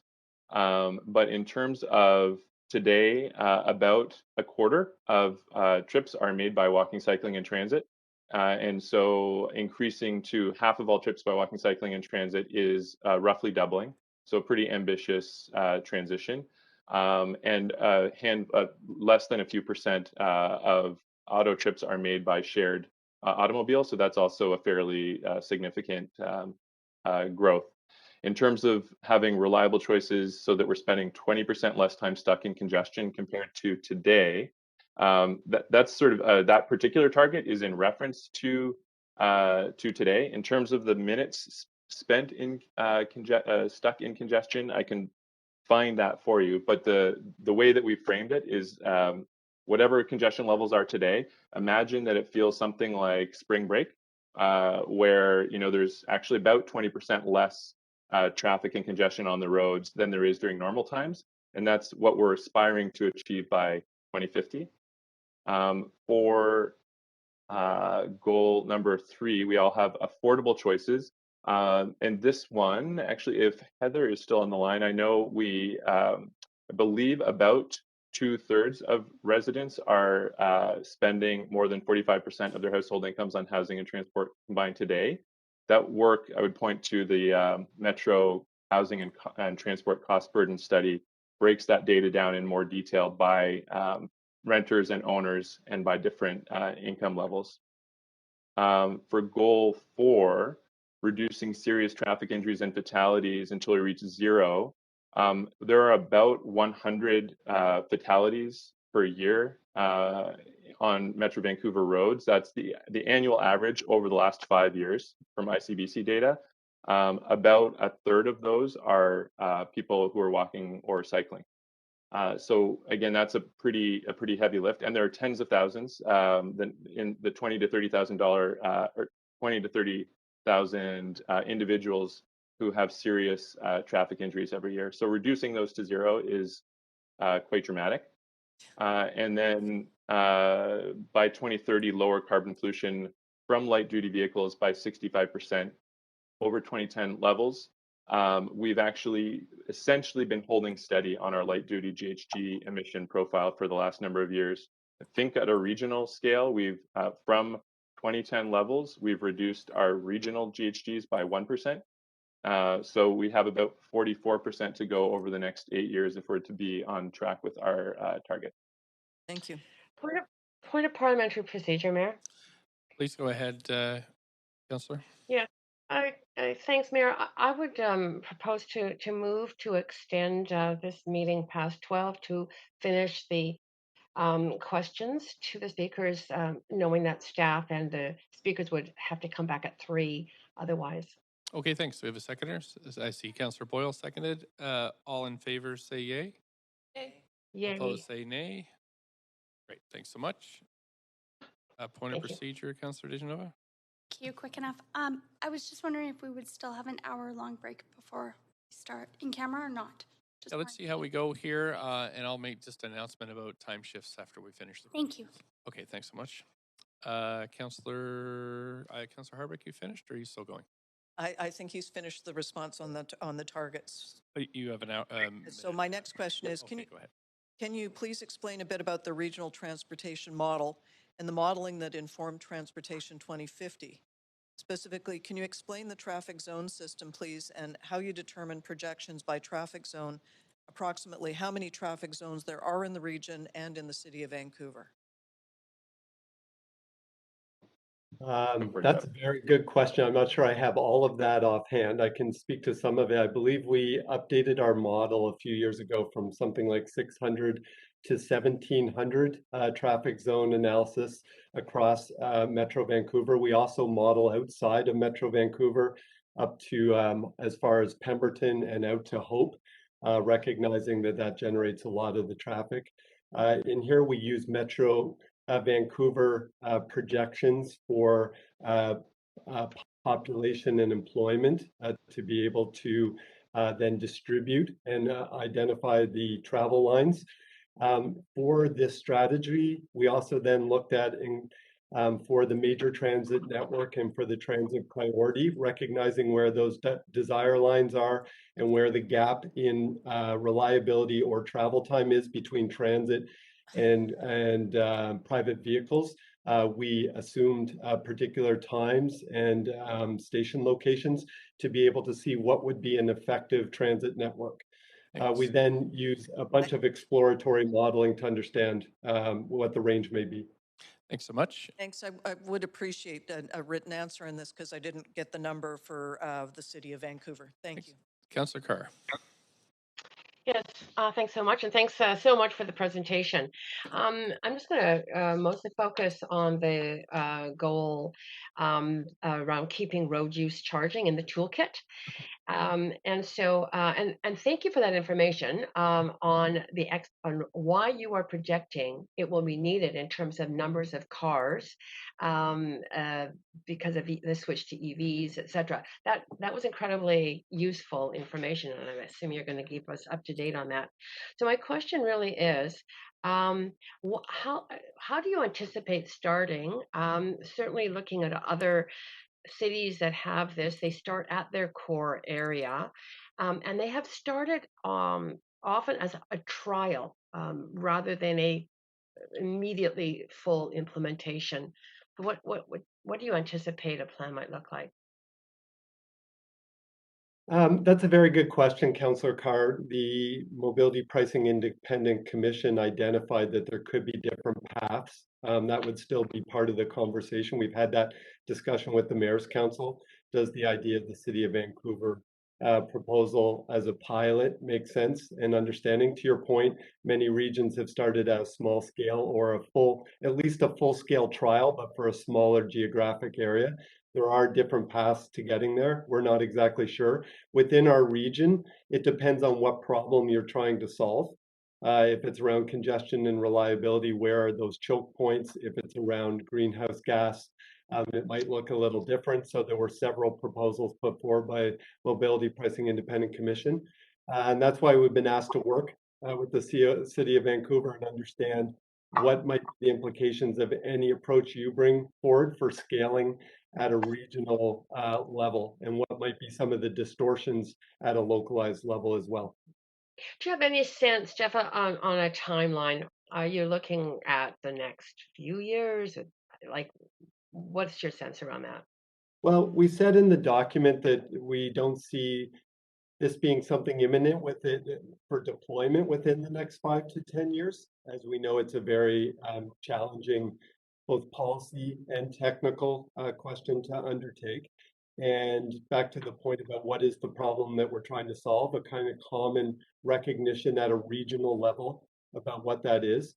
We're also identifying that both through the climate action plans of Metro and now the update to Clean BC, that may impact the timing and the need for that, whether it be the electrification of the auto fleet, which Andrew pointed out may actually decrease the cost of driving. And so what does that do to our projections on the road? We'll continue to watch that. Part of the update to the mayor's vision is we'll be looking at the 2035 horizon and how does the system perform there, and providing analysis to the mayor's council and the board and the province. Yeah, for 2035, in my mind, you're talking about congestion charging at that point, having relatively little impact on reducing GHGs because the cars are going to be EV by then if the plans go, accordingly. So if one of the goals is to reduce GHGs, GHGs from transport is the number one source in our region. If that is a goal, how fast could you implement, even on a trial basis, some sort of mobility pricing? I mean, what's your estimating on the best possible timeline? Just one point, Councillor Carr, and the first one, while the region or the province would like to see the majority or all vehicles sold be electric vehicles by 2035 or 2040, vehicles have a long road life, so we will not be anywhere close to that, even if we're very aggressive, unless we did a retirement scheme. On the other piece, Jeff, I can just jump in on that with the data, which is that with the recent commitments from Clean BC to have 90% of new vehicles sold by 2030 be EVs and 100% by 2035. With the vehicle fleet turnover by 2030, we still expect only about 25%, 20 to 25% of the vehicle fleet to be electric, and for there to be internal combustion engine vehicles still operating around, absent any major incentives to retire those for another decade or two. Okay, that's great. I am out of time. Thank you for your answers to my questions. Thanks, Councillor Swanson. Yeah, I have 3 questions.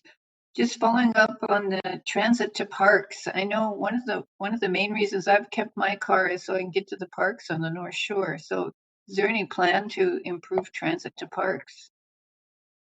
Yes, Councillor Swanson, we agree. We heard that loud and clear as one of the key values that the public was interested, why they live here, our quality of life and access to parks, beaches, wild spaces, and that there is a huge gap. We also know that we're kind of loving our parks to death, and some of the localized traffic issues, whether it be the North Shore or the Northeast sector, are around not enough convenient options. So we've identified what those key destinations are. There's a map in the draft strategy, and we'll start working with all of our partners on how to improve 7-day-a-week access, whether it be through transit, electrified micromobility, or even on-demand vehicles.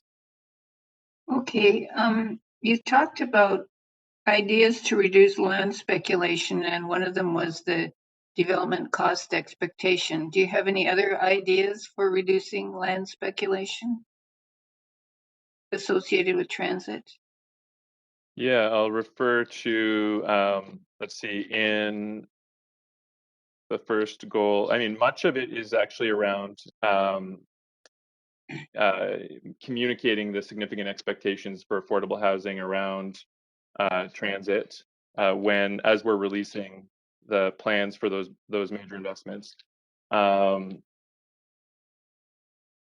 But yeah, those are the big ones. The other one is to make sure that where possible, the public sector is preserving by purchasing and investing in the existing stock of affordable and non-market rental housing around transit, especially to minimize displacement of existing residents. Those are the three big ones we've got here. We would actually welcome if you have any more detailed thoughts on additional actions that we at a regional transportation level could make to include in the draft document. Requiring affordability might be one. So the third question is, you talked about linking transit taxes and fees to ability to pay. How would you actually implement that? Yeah, there's sort of two elements to that. The first is the taxes part. At a regional transportation level, the main taxation sources are regional property tax, a regional fuel sales tax, regional parking sales tax, and currently none of those are linked to ability to pay or income or wealth. There's the potential to think about ways of adjusting all three of those existing tools to be more progressive. There are obviously challenges associated with them, but currently the property tax it has some relationship to the value of the home, but not necessarily the ability to pay of the individual. With respect to fees, the proposal that's also a bit more challenging administratively to deliver. But the idea is if you're building a mobility account, an electronic mobility account, where somebody is able to pay for all services, for example, through their Compass card. The BC Bus Pass is an existing model where, based on an individual's income, if it's very low income, they qualify for a $45 annual bus pass, and that's administered You have to be a senior for that, right? Say again? You have to be a senior for that, right? Very low income and senior, or very low income and with disability. There are a few other criteria, but you're correct that it is a very narrow demographic that's currently eligible for that deep discount. The language that we proposed here is to be able to expand it to beyond not just transit, and also not just for that more narrow demographic, but that across the board fares and fees could be linked more closely to kind of a gradation of income or wealth levels. So, for example, if you're when you get your tax assessment after you paid your taxes, and it says what your income is, if that was below a certain level, you would have a reduced fare. Yeah, exactly. That would be the outcome of the policy language in the document. We don't specify exactly the implementation mechanism here. It's more kind of putting a stake in the ground and saying, we think this is important to explore further. Let's figure out what's going to be possible. But we have been inspired by a number of our peer regions, Calgary in particular, that a number of years ago, just for transit, not for other services, but for transit, implemented 4 different tiers by income, and so it's based on your provincial federal tax statement. Thanks. You are applying already through programs that the city administers, but could equally be administered by the province, that already validates your income based on your income statement and your tax returns qualify for a certain rate. Thank you. Councillor Blythe. Thank you. Thanks very much. So just a couple follow-up questions. Thanks very much for the presentation.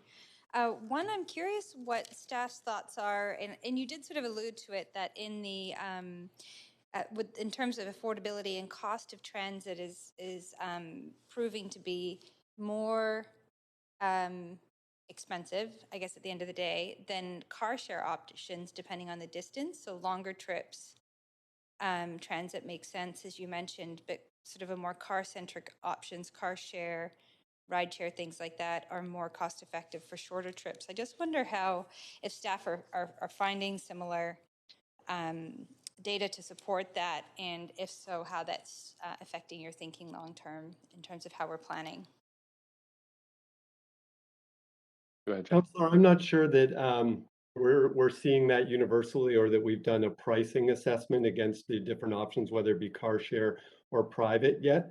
I would say I think we've identified for a lot of trips from a convenience and from a reliability and time perspective that either private or shared automobiles are more convenient than transit right now. And so we're trying to reduce that gap. I think back to the point that Andrew was just making on mobility accounts, that's part of what we want to look at, is making sure that people have access across modes. Yeah, no, that's great. And I guess I would then just flag as a parent of a 21-year-old that uses car share and transit to get places and doesn't use a car. It's quite often that it seems, you're right, convenience, but also cost, that car share is usually the preferred option. So I think it's something we should look at. In terms of retrofitting buildings with EV charging stations, or at least options for residents, I see that as quite a barrier for the adoption of electric vehicles more broadly speaking. I just wonder if there's engagement happening. I'm thinking about buildings that might be 15 years old or 10 years old that are trying to sort of manage a resident population that are adopting electric vehicles, but just really don't have the infrastructure in their parkade set up to manage it properly. And do we play a role in that? And if so, what would that look like? Yeah, that is a great. I'll take that, Andrew. I think it's a very good point, and this is the role that TransLink plays as a convener of these discussions. It's really more in the municipal and provincial realm as far as planning requirements or pricing incentives, et cetera, that go forward. TransLink has been using our Regional Transportation Advisory Committee of all the municipalities and agencies to really convene what are some of the, or identify what some of the obstacles are, exactly what you mentioned. But that's really more in the municipal realm to be able to look at it building by building and district by district. Yeah, it just seems, yeah, exactly. There's a good, it's an opportunity when we're talking about this in terms of uptake, how the local municipal direction can affect this. I just have a question, follow-up is around goal 3 and in 3.4, you speak to sort of local business and providing, the wording exactly, but around economic opportunities. I was just waiting to hear more detail in the presentation in terms of what that looks like. I wonder if you could expand. Sure. Goal 3.4 around helping people and businesses connect to more economic opportunities is really reflecting that another important aspect of improving affordability is to increase incomes, and increasing incomes is about economic development, making sure that people have access to good jobs, and that actually when we talk about economic development and transport's contribution to it, the most important contribution is making sure that people have access. So really, actually, a lot of the strategies that we describe elsewhere in terms of improving walking, cycling, and transit connections, making sure people can get around reliably and affordably, are ways to support better access to jobs, so that businesses have a larger pool of workers to draw on, that individuals have a larger pool of jobs to choose, and businesses can more easily connect to markets and customers. So those are kind of the three angles of transport and economic development that we just kind of package up to make sure we put a spotlight on them here. We also talk about supporting a thriving transport workforce and the transition through technology, but those are the key things, I think, in response to your question. Okay, I do have one more question on bike storage, but I think I'm out of time. You're out of time? Yeah, okay, well, maybe I'll leave it there. Thanks. Councillor Kirby-Young? Yeah, thanks for the presentation. I have 3 questions. The first one was with respect to goal 4, safe and comfortable choices. And you referenced 40 kilometers an hour being more ideal in terms of improving safety and getting to Vision Zero, and referenced Vancouver's work on slow streets. I'm wondering if you can speak further as to how you see advancing that goal collectively, given I know in our pilot some of the challenges have really been around the provincial requirements are quite onerous in terms of signing all streets, each municipality sort of doing it individually. Can you provide comment on that? Yeah, we're very interested in supporting a conversation across the region and with the provincial government to, supporting the work that City of Vancouver is already doing in that area to help turn at least 40 kilometers an hour into a default speed limit. So absolutely, the Motor Vehicle Act needs to be adjusted to make that a reality. But here we, I think are establishing that at a regional level, we agree that that's an important aspiration. And the reason that number is chosen is that at about 35 kilometers an hour is when you see fatalities from traffic collisions start to dramatically increase, that the human body can withstand impacts pretty high chance of surviving an impact less than 35 kilometers an hour. Over 35 kilometers an hour starts to dramatically increase. But do you see that? I'm with you, and I hear you on that. I guess I'm wondering practically, do you see that as coming forth through joint advocacy efforts, through the Mayor's Council, through TransLink leading the way on, some comms around that? It's sort of more of the pragmatic The question. tactics, yeah. I think this is the point of this plan is it's supposed to be in the collective voice. And in fact, the back of the document includes an appendix about who has sort of responsibilities and support for each one of these items. And we've done this painstakingly with the province at the table, with the municipalities, with other agencies. And we've also had Mayor Cote and our chair working with the ministers, as I pointed out. So while it's a TransLink and regional document, certainly our hope and what we've heard is that the province endorses in principle where we're going with this and can help make this a reality. Okay, thanks. But I think at every opportunity, if we can push that message with the province, for sure, it helps. Yeah, absolutely. I'd be interested to hear more about that. Moving on for time, I was really glad to hear you mention micromobility and sort of the increasing importance of that. And I'm looking at sort of goal 1 specifically in terms of increasing convenience. But you referenced it verbally. I don't see any explicit language articulating the goal that actually speaks to micromobility. And I'm wondering why, given this is sort of a long-range vision document, and we see that becoming more of a mode choice or an option.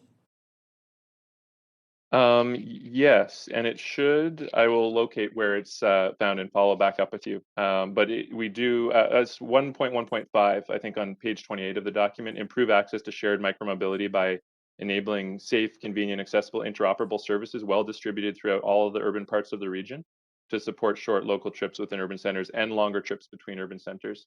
Okay, is how that's framed. So yeah, there's some good. Okay, and 1.1.5, yeah. Yeah, I'm just noticing that in sort of the headline targets and the higher level language, we're not sort of advancing that language. We have sort of the standard language around, walking, cycling, transit. So I'm just raising that question. Follow up on that in terms of sort of interconnected shared services. Explicitly, then, do you advocate for or support for higher shared mobility services? We definitely, in terms of ride hailing and that kind of thing, taxis, ride hailing, and car share, we see as a really important part of the mix of the not owning a personal automobile is one of the key just things. To be clear, I'm asking specifically about micromobility and shared ones versus having to own your own scooter, for example. So I see. Applying the Yes. same philosophy to micromobility services. Yes, shared. In fact, that's how we frame it in the document. Shared micromobility services we'd like to see available across the entire urban part of the region. So, like Mobi, expanding that to the entire urban area.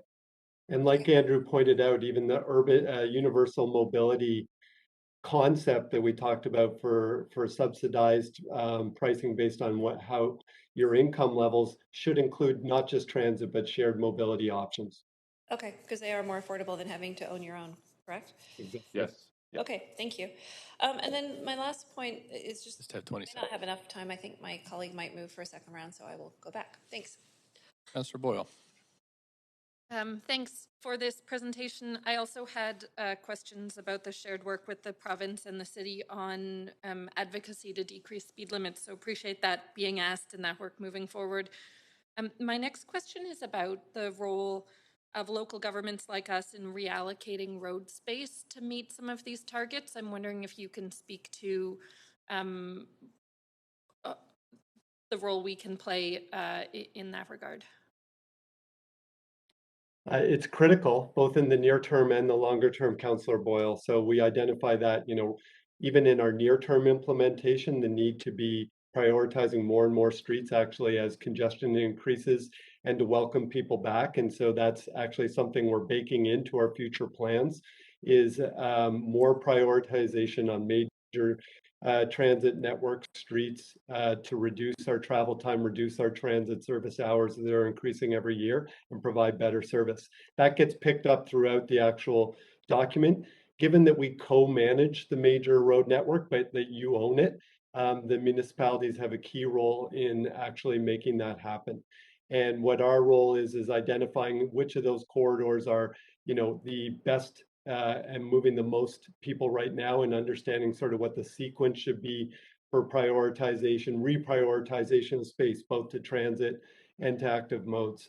So it's a key municipal accountability.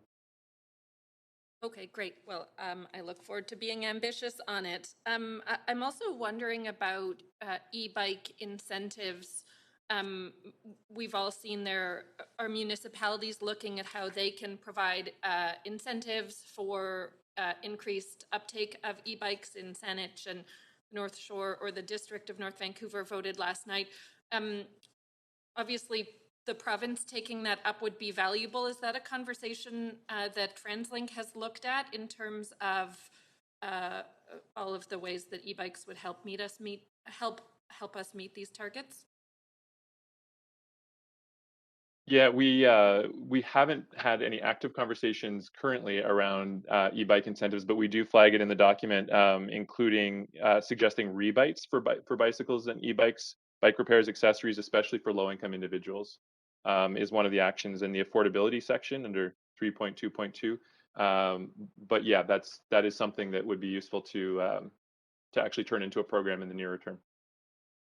Okay, great. And I have one other bike question, and I don't know if it relates to the bike storage question Councillor Bly was going to ask, but I'm curious about, I hear a lot from residents, one of the barriers to uptake of e-bikes or cargo bikes is storage for them. I'd love to hear more about what that looks like for TransLink, and any ideas you see. One of the ones that keeps getting sent to me is like bike storage pods on residential streets, particularly for renters who don't have their own garage space. So any recommendations for us or thoughts on the TransLink end? That is a great question. We do currently have in the document, we've got language around providing a sufficient level of secure parking and charging stations for bicycles and electrified micromobility devices across the bikeway network, but especially in urban centers and those high demand locations like schools, libraries, parks, as well as requiring employers and other non-residential major trip generators to supply those facilities. And that would be something you at the municipal level would be involved in requiring. But I think that your suggestion of helping to build a network of bike lockers and bike parkades that we currently TransLink has been building at transit stations, but recognizing the need for those, especially the charging facilities, to interact both for personally owned devices and shared micromobility, as something that we would be interested in helping facilitate a regional conversation on, and could probably put some stronger language, I think, in T2050 on as well. Thanks for that comment. Okay, great. Would love to see all of that, and I will leave it there for now. Thanks to the whole TransLink team for all that work. Okay, I've got a second round of questions, and I don't see any councillors on for the first round, so we'll go to Councillor Dominato for the second. Mayor, do you need me to move for the second round? Can we do that already? I don't know if we did for this one. Great, go ahead. Mover, seconder, all in favor? Yay. Opposed? Great. Okay, Councillor Dominato. Thanks, Mayor. Yeah, I just want to follow up on a comment. It was with respect to the regional mobility pricing, and what I think I heard was that this would be on the horizon for 2035. Did I hear that correctly, the TransLink staff? Not exactly, Councillor. What I was saying is that while we haven't made a timing commitment to this, one of the next steps from a planning perspective is to update the mayor's vision, which becomes the blueprint for implementing Transport 2050 for the next 10 years. What we'll be doing as part of that is understanding how close we are to our targets. And that will give a sense about whether or not mobility pricing might be required within the 2035 time frame in order to be able to hit those targets, or when we should be start planning for that. Would it be fair to say that it's sort of essentially planning for it with the phasing out of the gas tax?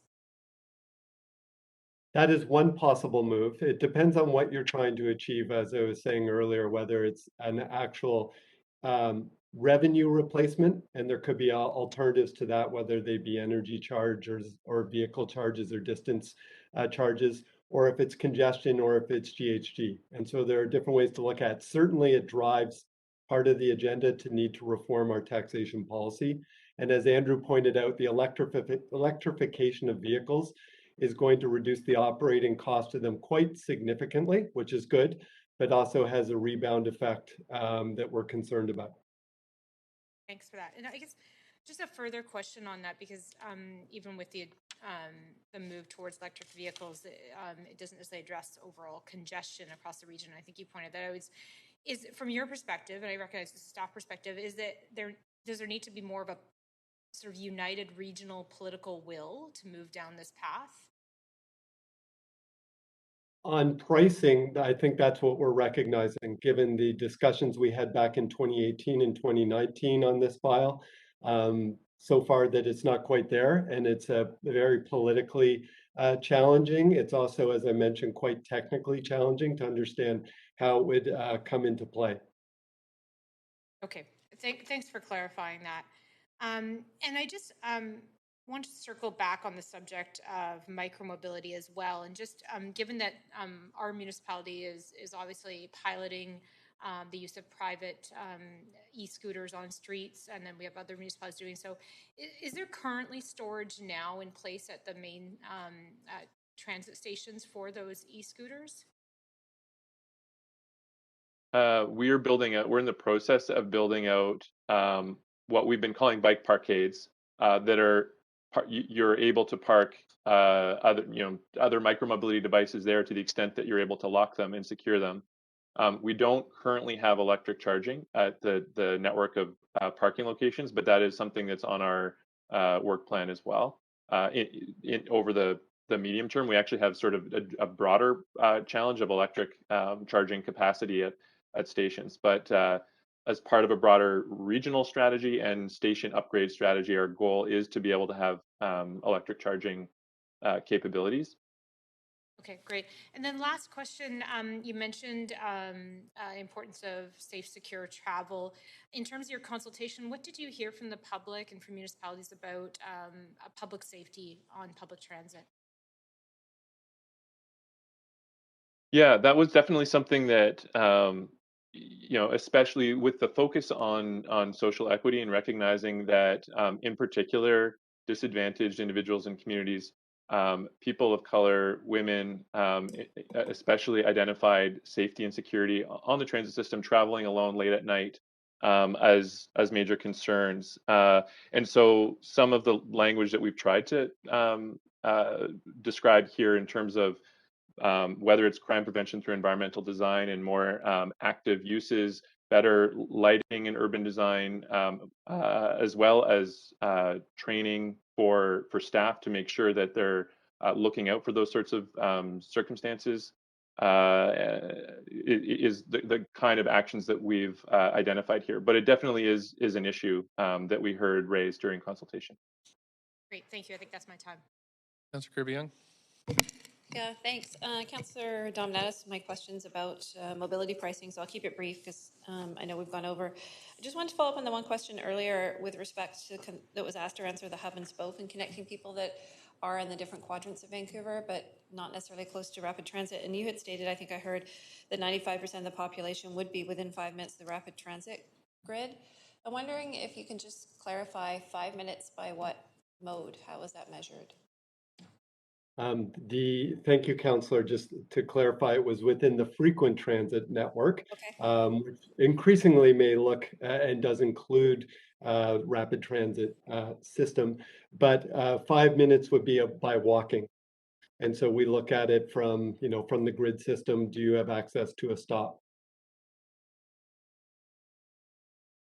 Okay. And you don't see that being a gap in some areas, such as sort of in pockets of South Vancouver or further on the west side, for example? They haven't Oh, sort of identified sort of some of those, because that's part of what the challenge that I hear is that depending on how able-bodied you are, who you have to take, if you have to haul kids or you have to hit multiple locations, it can be a challenge. yeah, absolutely. I'm not saying we're at that point now. That is what we need to aspire to. And I think you're absolutely right. South Vancouver has the pockets within City of Vancouver boundaries that are probably the longest walk and which may not at this point be convenient. And it may not just be walking, it may be also access via what we were just talking about, micromobility or other modes to be able to get there. So yes, there is a gap. Part of that would, the part of the next steps would be filling in the gaps, and that's where the mayor's vision comes in. Okay. I'm going to leave it there for time. Thank you. Councillor Hardwick. Thank you. TransLink needs to make important transit service corridor decisions based on projected population and employment projections for the entire region. But while you need regional and sub-regional data, I understand you also need much finer grain data, much finer grain even than municipal level projections for transit corridor planning and evaluation, for example. So can you please explain a bit about the regional transportation model and the modeling that informed Transportation 2050? I touched on this before. And can you explain the traffic zone system, please? How you determine projections by traffic zone, approximately how many traffic zones there are on the region, and we went from 600 to 1,700. And again, I'm looking for those numbers for the city of Vancouver specifically. I can jump in quickly, Jeff, with the update from our modeling staff, which is the City of Vancouver has 372 traffic zones. The UEL has another 15, and that's in the context of around just about 1,700 traffic zones totally in the region. Jeff, did you want to answer the rest? Yeah, and Councillor Hardwick, I think per your previous round of questions, we'll prepare a written submission back to City and to Council on how we do our modeling. But I will say that we work with the municipalities and Metro Vancouver to understand at a traffic zone level, building on where we're at today and the projections going forward, where the densification will be. So it's not just at the Metro level, it involves the conversations with municipalities as well in order to be able to generate demand. Great, thank you, because it is the granular level that I'm interested in looking at. And to wit, how well did we do in getting jobs and dwellings in places that can be well served by transit in the past 10 years, or at least in the 2006 to 2016 period? And will this trajectory get us to the headline targets? I think Heather has left the call, Heather McNell, but I think we've done quite well, especially on the population. The distribution of jobs, I think, has maybe varied a bit depending upon the subregion. But even our projections on our ridership, et cetera, have been fairly solid, which rely on both population and employment. In fact, employment is probably a bigger indicator of demand, employment, school, et cetera. So we've done quite well in the last 10 to 20 years. Excellent. So I just want to touch back on the traffic zone data again. Where does the traffic zone data come from and who has access to it? So the traffic zone data, we populate it using census information, and the municipal staff do have access to that. We maintain the regional transportation model, but so do consultants around the region, and some municipalities also have access to the model themselves. So we work very closely.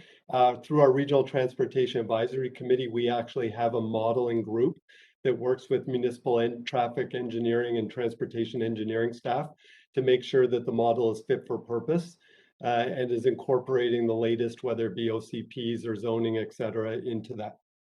So just confirm. And so the underlying data is census and then combined with Metro Vancouver projections in terms of population and jobs over the 15 and 30-year time horizons. And calibrated, we do a trip diary every 5 years against that census, and we do it on roughly 40,000 households to understand what the travel patterns look like and make sure that the model is actually forecasting accurately.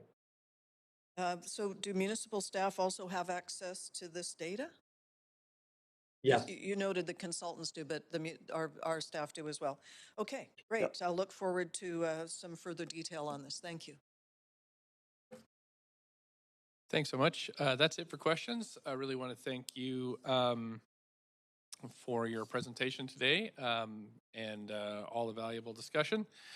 Council, we're going to take a break now for lunch. It is about 12:30, so we'll come back at in camera at 1:30 and then resume back here in council chambers at 3:30. So we'll just add the extra half hour onto all our timing. So thanks very much, Council, and we'll see you in camera at 1:30.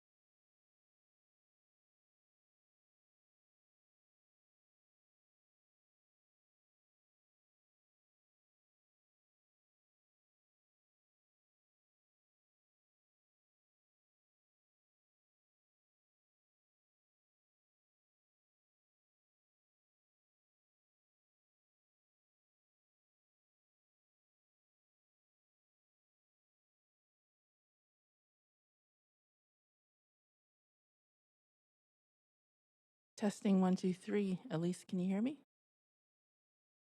I can hear you. Perfect. Okay, see you later. Bye.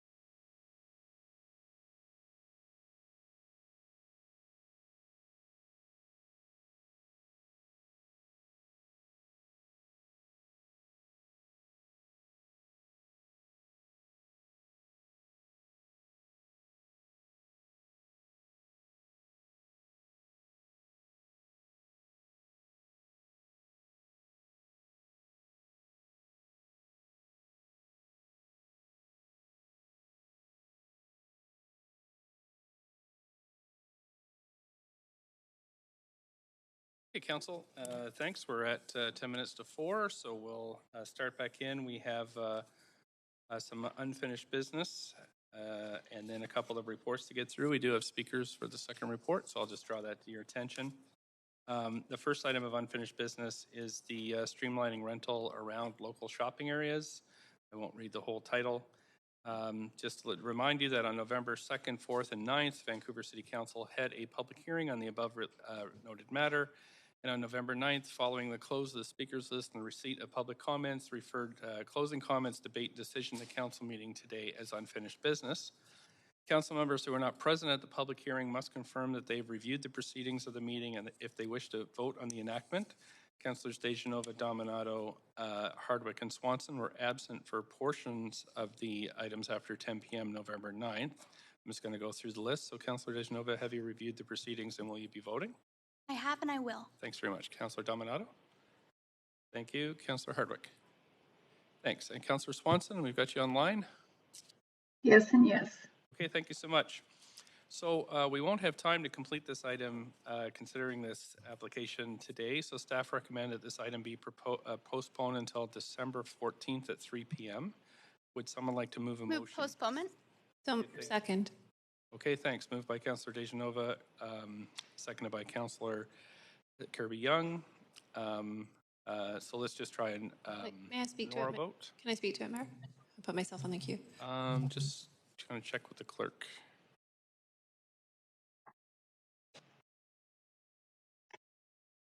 Right, so it's debatable as long as it's to the merits of the postponement. Yeah, it is. Thanks, Mayor. It is to the merits of the postponement, and I just wanted to express, and I think that this is the sentiment of a number of councillors, that there was a desire to deal with this decision more expeditiously. I know from a number of councillors, but we have a really full schedule, and so I just wanted to clarify that from my perspective, this doesn't signal a delay, but rather a desire to provide a set start time for the public and enough quality time for council to debate and deliberate on this important item.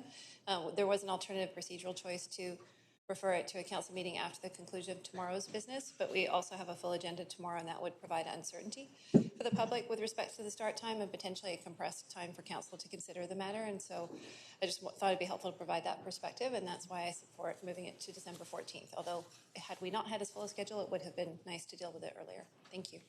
Thanks so much. I'm just going to try an oral vote here, so we agree. All in favor of this, say yay. Yay. Yay. Any opposed? Do you hear any opposed? I don't. Okay, that's passed. Thanks very much. And clerks will update the public on that change of scheduling. Next, we have two reports. First report is related to the presentation we had this morning. The first is city comments on the draft regional growth strategy. There is a staff presentation, but staff are willing to waive the presentation. Would anybody like to see the presentation from staff? Don't hear anyone. We do have registered speakers to this item. Just one, I think. Just going to check with clerks. We have, do we have Brendan Washburn? Mayor Stewart? Brendan Washburn's here. Can I just ask, do we have to suspend questions to staff till afterwards? Happy to do that. Sure. I don't have any, but just in case. We're clerks are looking for Brendan Washburn. I'm sorry, I've got the wrong person. I've got 3 speakers list here. I'm sorry about that. Yeah, sorry, Holly Foxcroft. Holly Foxcroft? Hi, there was an error. I'm actually looking to speak to the Renfrew and Rupert, which is the next item. Oh, great. Okay, thanks for clarifying that. Sorry. And we can move on then to... Move to adopt the resolutions. Sure. Just going to ask first if folks, if there's any questions to staff. Got Councillor? Nope. No. I don't see anybody on the queue. So we have a mover then. So moved. Young move. Second. Second. Thank you, Councillor Dejanova. Any discussion on this, Council? We've got a move motion now. I don't see any discussion, so we can call the vote. We'll have a recorded vote on this.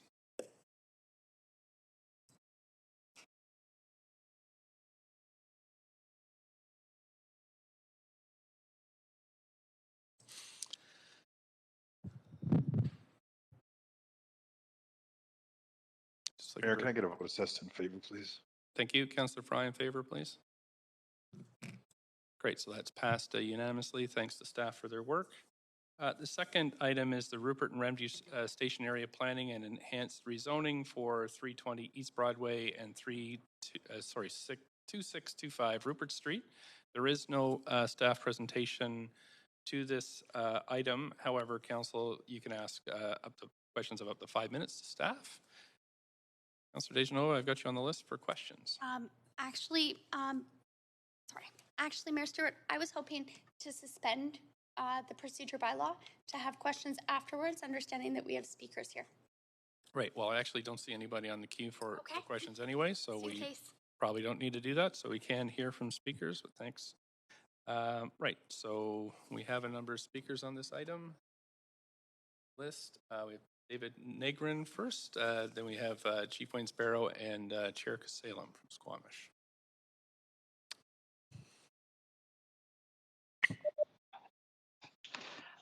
Point of procedure, Mayor.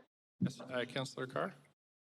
Yes, I'm just wondering about the previous item where the speaker, registered speaker, Holly Foxcraft, stated verbally on the record that she had intended to sign up for the next item. And I'm just wondering how, if that can be handled or if that cannot be handled. I think she was not this item, but I think she was registered to speak for a different item. So perhaps the clerks could reach out and see if we can make that change. And I've got a head nod, so we're going to do that. Thanks, Councillor Kerr. Appreciate that. Thank you. Here we go, sir. Up to 5 minutes. Thank you. Good afternoon, Your Worship and Council. My name is David Negrin. I'm the CEO of MST Development Corporation for Musqueam, Squamish, and Tsawwassen. I wanted to start by saying how well MSTDC and the MSTDC nations have been working with your city staff, with the City of Vancouver and staff, and I think that's really important for everybody to know today.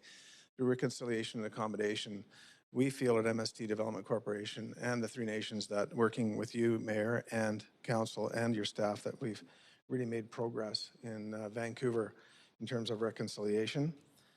I've been involved in a number of major developments for the past 30 years in Vancouver with your planning department, and I can tell you that this relationship has been excellent, and I think it's important for everybody to know that. MSTDC, the Musqueam, Squamish, and Tsawwassen Nations, Canada Lands, are currently working with Teresa O'Donnell and her staff in the rezoning of Heather Street and the Jericho Lands. It has been a strong collaboration between all three parties. And both of these projects, Heatherlands and Jericho, will bring Indigenous housing along with market housing, rental housing, social housing, attainable housing, and retail to these sites. The projects are really important to the nations because not only is it housing for people, for all people in Vancouver, but also Indigenous people that live on reserves will be living in these projects. So the relationships that the nations have formed with your government and staff are extremely important to the success of the MST nations in Vancouver. It's truly a collaboration that addresses the strong need for reconciliation with the nations' rights and title of lands that they own for hundreds of years that have come back to them through both provincial governments and federal governments. And therefore, it brings us to this site today, the liquor distribution site. It's another example of a site that the nations have acquired through reconciliation. It's located near transit and can be instrumental in addressing the housing issues that Vancouver has today. We know that there are many hurdles on this site, i.e. there's waste management that's required for the Still Creek, but we believe working with your staff, with Teresa and with Cynthia and others, that we can make this work. The nations understand the need for different levels of housing. They understand the need for light industrial on this site. So this site will still accommodate light industrial. It won't be taken completely from the site, and that's important, I think, for council to know today. But also, we will be providing, again, Indigenous housing, rental, attainable, and market housing on this site. I would say this, and again, I'm going to keep this short. Recognizing the MST nations as a solution is really important. They're a solution to address housing issues in Vancouver. It also is a unique opportunity to continue building a government-to-government relationship. And that's what this is today. The nations see themselves through UNDRIP as a government, and that's working with you, the government in Vancouver. And that's extremely important because that's progress in dealing with First Nations. It's progress in the world. And I really believe this is a catalyst for others to see how nations and governments can work together. So it really addresses the damage that was caused by expropriation of lands that happened over the last 100 years. And this is the opportunity where two governments can work together and bring housing to Vancouver. It's also a way for nations to bring jobs and procurement to their people and not rely on governments to support. It's called self-reliance, and that's what the nations are looking for. So again, I thank you for allowing me to speak today.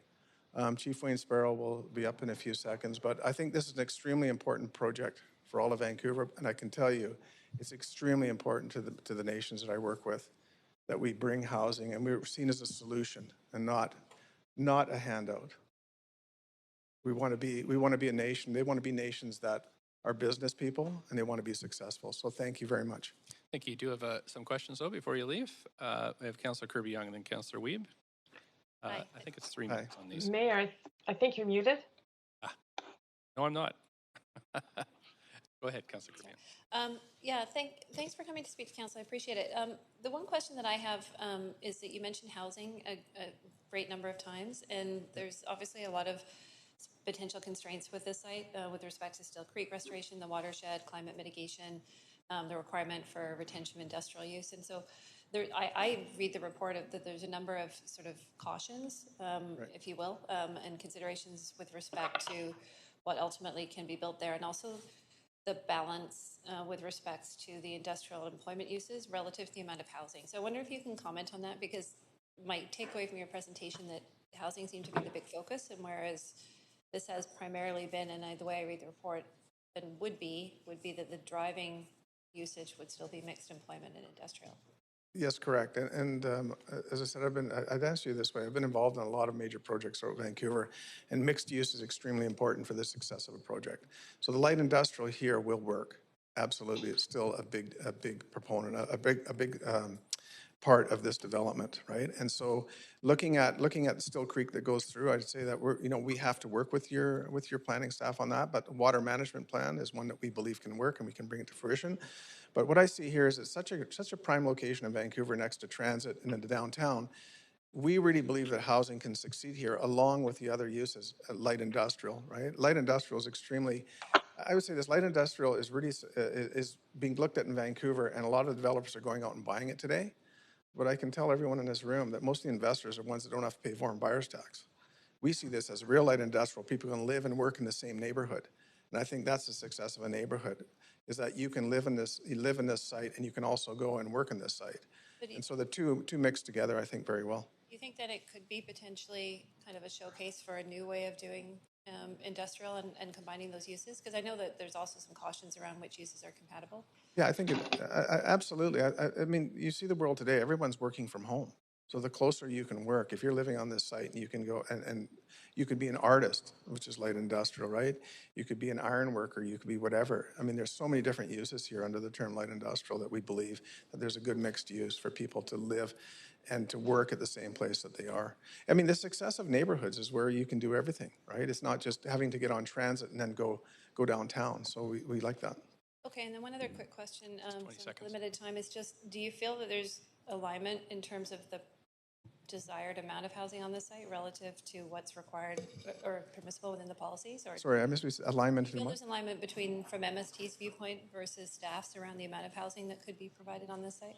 Oh, they're definitely. We're here to work with staff and figure that out, right? Okay. I mean that's why I stressed. I've never seen such a good working relationship between a developer and the staff, and Teresa and her staff.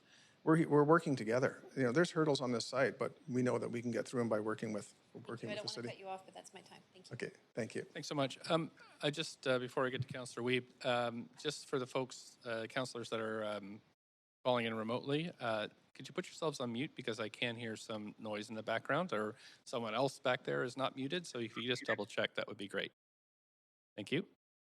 Councillor Wiebe, up to 3. Yeah, no, it's really exciting that you're saying that we're going to co-create this project. For me, the Central Valley Greenway is a critical active infrastructure. Can you talk about the interface that you have an opportunity with this large project to better interface with that Greenway? Well, I think that's one, you know, I always say this, you have to sit with people and work with them and find the right solution in order how you bring that all together. And so from our point of view, it's really, what I want to stress here is the nations want to sit down and be, as I said, a solution to this. So again, yes, that's important, absolutely important. And again, I don't want to say how we do it right now, but it's key that I want you to understand that nations are here to work with you, right? Even though these are lands that are theirs.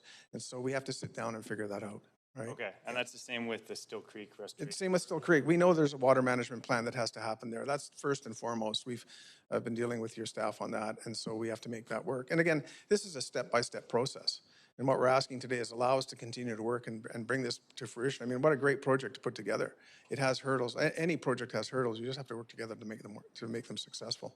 But it also has huge opportunities in the rest. Huge opportunities. Look, this is a project that the nations are coming into. We knew when we took this site, my job was to evaluate the site. This was not an easy site, but the one thing I loved about this site was the location and the mixed use that you can put on it. The SkyTrain's there, light industrial. I love the idea of having light industrial and residential and different types of housing, you know, rental, all in one place. And this site is perfect for it. So again, we have to work together to make it a success. Perfect. Thank you very much. Thank you. Thank you. Councillor Swanson, up to 3 minutes. Yeah, I just wanted to ask if there are profits from this project, will they all go to the MST nations? Yes, we have a developer as a partner. My mandate when I came to MST was for the first few projects to partner up with a developer. The developer on this is Aquilini, and therefore the nations own 75% of this project. They are the lead developer in this, and so the nations get the majority of the profit, and obviously Aquilini, because Aquilini is there. It's really important to note that Aquilini is putting up all the cash and all the guarantees, which allows the nations to build their financial wealth that they can now move. My mandate is in 5 years from now, the nations are doing their own projects. So yes, the majority of the profit goes to the First Nations. Okay, thanks. That's good. Thanks. Councillor Dejanova? Thanks. Mayor, looking at the time, I was going to offer to move the recommendation. Or no, we have more speakers. That's right. That's all right. That's right. That's it for questions. Thank you very much. Thank you. Next up, we have Chief Sparrow.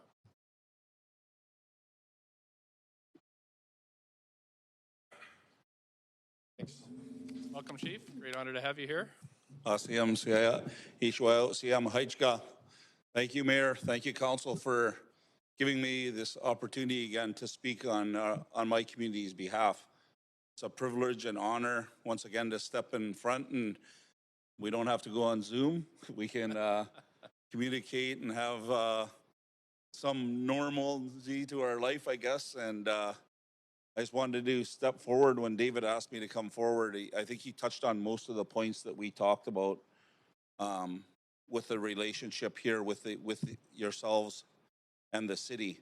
And so I just want to echo a few of those comments and the things that I've been saying all along. And when David came and worked with us, we knew that this specific site would be a little bit difficult, but we chose that site to try to make ourselves self-efficient and look after our own doing. And one of the reasons why I personally supported and brought back to our council is we're not in the game to try to make the highest return and fastest return and just walk away.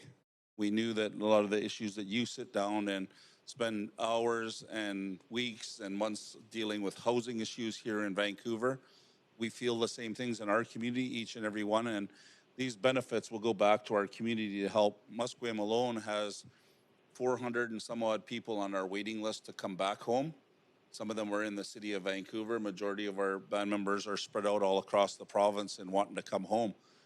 So these opportunities give us a great opportunity to accomplish those goals. But I just wanted to stress once again our opportunity to work with you and walk side by side. You know, my father, late father, was the chief when the first hybrid interceptor and everything, and grandfather were there when it went through our reserve, and to be able to stand up here now. I just want to close by talking about reconciliation, and not because I'm here in front of each and every one of you, but I've said over the last year, the term reconciliation is used loosely. The provincial ministers, the federal ministers use those terms. And I've said, and I said just more recently with YVR, that the city of Vancouver, if you want to learn on reconciliation, learn from them.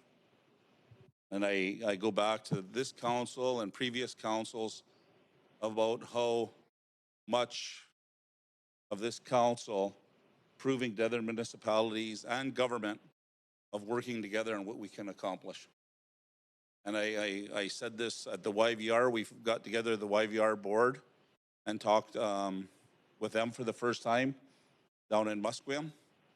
And I want to stand in front of you once again on behalf of my community and talk about how proud I am of coming here and working along with you. And it's your guys' leadership, not just in the city, the whole province and Canada for that sake, of being the leaders when the Olympics came here in 2010 and carrying on to this day, the leadership that you show on reconciliation. And I think there's one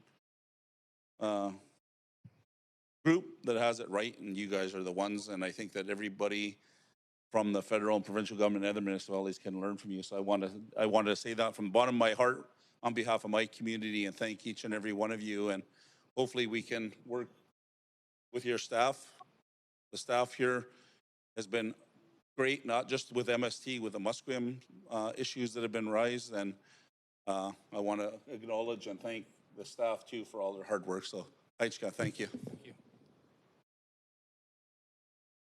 Don't see any questions for you, Chief, but thank you very much for coming in. No, we're good. I have third on the list. I have Kasalem, the chair of Squamish, but not here today. I was just wondering if he was remotely. Okay, thanks so much. Not here. Okay. Sorry, we did have one more speaker. Actually, you have to be a registered speaker for this. I'm sorry, we have to, by our regulations, you have to be registered. So, and actually, I'm not supposed to talk to the gallery. So, thank you. Do the judges follow the law? You can send a written correspondence through our webpage if you'd like to do that on this item. We'll be doing that, but the matter is of great importance. I'm sorry, assaulted. I'm sorry, I can't. I'm not going to engage with you anymore because you're not a registered speaker, and by our regulations, I can't speak to you. So I'm going to go to speaker number 4, who was on the list. Are you interested in justice? I'm going to speak to the next speaker on the list. Clerks is.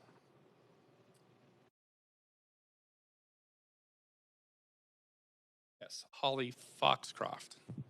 Holly Foxcroft, are you there? Hello. Hi, Mayor and Council. Thanks so much for hearing me today and allowing me to provide you with a bit of feedback about the Rupert and Renfrew stationary plans. I'm a resident of the Renfrew Heights neighborhood. I live at 25th and Nootka, which is another thing. Why isn't it New Chalmers? But that being aside, I'm really interested and excited in seeing these station area plans go forward. I think this is a really great opportunity for our neighborhood to really kind of maximize both the transit opportunities that we have available, but also to improve a lot of the way we move within our community.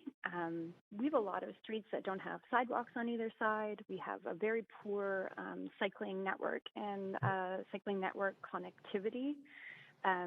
While Central Valley Greenway is an important east-west connection, the north-south connections that exist, particularly around the station areas, so I'm thinking about Slocan, Rupert, and Renfrew, are all partial connections and really could use a revisit to thinking about how the network could be improved in this area of the city.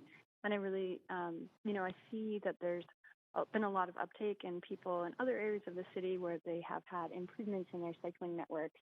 And that's definitely something that I believe this area would benefit from. Further, I think it's a great opportunity for there to be a greater mix of housing. I live in a duplex that is walkable from SkyTrain station, and I really look forward to there being a greater mix of housing types so that people can choose to live not only in potentially an apartment or condo that they might be renting or owning, because otherwise really the only choice in our neighborhood is single family homes or duplexes. So I think there's a great opportunity there. My street backs onto Still Creek, and let me tell you, it was raging yesterday, so I can only imagine what was happening down below in this area, and I think it's very prudent of the city to be embarking on a plan that would consider, both the daylighting, renaturing of the Still Creek area, as well as, being conscious and thinking, as the previous speakers meant, about that integration between the redevelopment of those two sites, and also being able to work within the constraints that we have with climate change and the increase in potentials for flooding. I also see these stationary plans as really great because right now we're sort of a destination desert in Renfrew Heights. It's very auto-oriented commercial that exists either on Grandview Highway or on Kingsway, and it's sort of a big desert in between there. So I think there could be a great opportunity, for those mixing of uses, having that light industrial, but perhaps having other places where people can gather as well. More commercial spaces, so people don't have to necessarily travel to other places in the community. Right now, it's very auto-oriented, and I really think that we're missing out on an opportunity to be providing those community-serving amenities in this neighborhood. And I think in many ways it's just a different frame. So, for example, my closest grocery store is very easily accessible by the SkyTrain, and that's often the way that I would go and go grocery shopping rather than trying to compete for parking spaces. So I think just kind of thinking about this holistically is really important and overdue for those two areas. There is some increased use around them, but I really think that there could be a benefit to really looking at the areas, and not only immediately around the station areas, but I see the study area extends from 1st to 22nd, and I think that there could be a great opportunity for the Renfrew Heights community to benefit from this focused planning effort. Thank you for your time. Thank you so much for your time and calling in. I don't see any questions for you, so again, thanks for your participation. Thanks. Thank you. Council, that is it for speakers. And would someone like to move? Happy to move to recommendations. Thank you. Second, Councillor Boyle. Okay, so we're over to the main queue now for debate and discussion. If anybody would like to, Councillor Dejanova, please go ahead. Thanks very much. I just wanted to, I'll be brief, but wanted to thank all of the speakers for waiting so long today, and also for your comments. It's certainly heartening to hear not only about the past and our work together in reconciliation, and I'm honored to be one of the council members that represents council on the task force for UNDRIP. And I think that it is really important that we consider that in the context. I also just want to pause and take a moment to thank staff, and it was also it was nice to hear of the good working relationship that there has been to bring it forward to this point. And I'm looking forward to what this could be. I'm hearing that there's consideration not only of light industrial and housing, but there's also consideration of community. and reconciliation. And I think that that's important. And I think, Chief Sparrow said so well, and I don't want to misquote you, but this is an ongoing process in working together. So I am very excited to see the opportunities, because I think that, beyond a network and beyond housing and beyond light industrial, we'll see a very thoughtful approach that MST will bring to the community here. So I'm happy to support this. Thank you. Thank you. Councillor Hardwick. Yes, well, we waived the presentation by staff, but we didn't have a chance to ask questions of staff. You can ask questions through points of information right now. May if you'd I? like. Thank Please you. do. So my question first to staff is, this is a huge tract of land. We're talking about 800 meters in all directions, and I think it also includes the Vancouver Film Studios area there. I'm just curious about the timing and why this is coming forward now with the work on the Vancouver plan.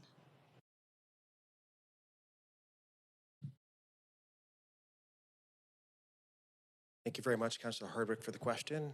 Neil Roshowi, AD for Community Planning and PDS.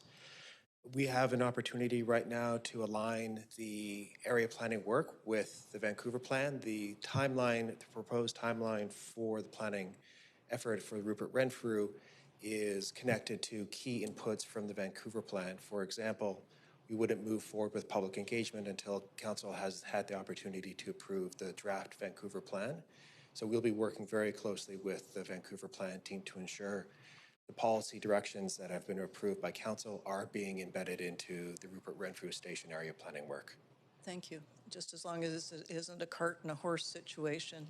No, we thank you very much for that. We appreciate the opportunity to bring to the community early discussions about how the Vancouver plan could land in neighborhood, and we find excellent alignment around the Rupert Renfrew Station areas because of the opportunity to partner with the MST Development Corporation and the nations, as well as really critical ecological work around Still Creek that should be moving forward as soon as we can.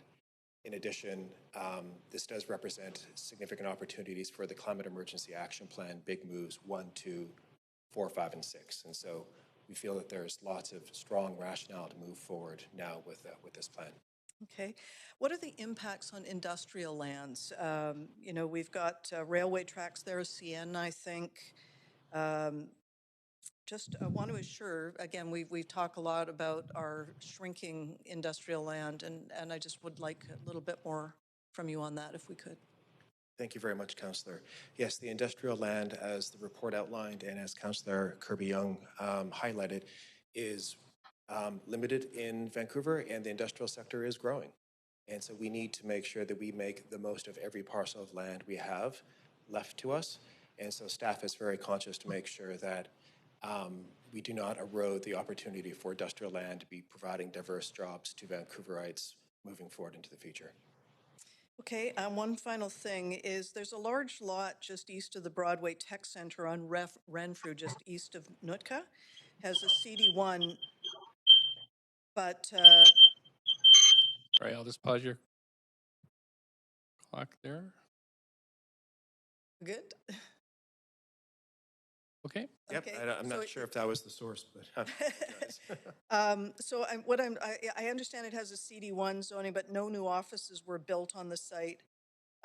Just wondering about, it's another thing in the area. Is there any issue with the current zoning that would have any effect on this? I am not aware of the details of that site in particular, and so unless we have, I think we do have Chris Robertson, the AD for Citywide and Regional Planning, who can answer that question. Thank you.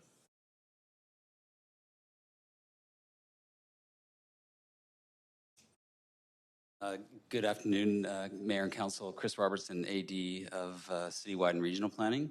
While we can't speak to specifics of a site that could be an inquiry, we do acknowledge that there is a CD1 on the site next to the liquor distribution branch, and that there may be interest in looking at other alternate uses that would be more actually in line with the industrial zoning that's there. So you are considering the impact of this on the surrounding area as well? That's correct. We would be looking beyond just the site. Great. Thanks, Chris. Yeah, and we'll confirm that it is in the study area. So, Thank you for clarifying. Those are my questions. Thanks so much. I don't. Oh, Councillor Weeb. I've got one question, and it's on the Still Creek watershed. It talks in the plan that the engineering work associated with the enhancement fund is not included in some of this work. Can you talk why it's not included, recognizing the importance of that watershed work?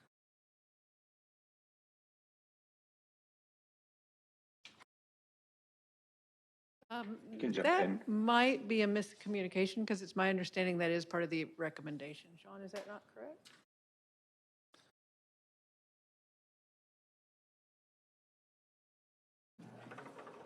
Yes, through the mayor, the funding is coming from the Still Creek Rehabilitation and Enhancement Fund for the work associated with Still Creek.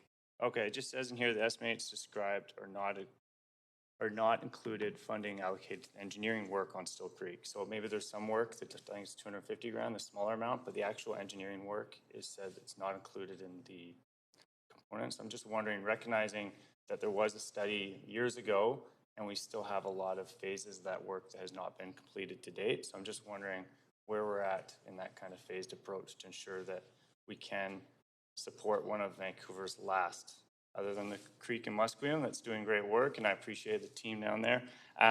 This is one of our last ones, and we've seen salmon over the last 2 years finally come back, and so for me, it's really integral that this creek does have the funding to support this work.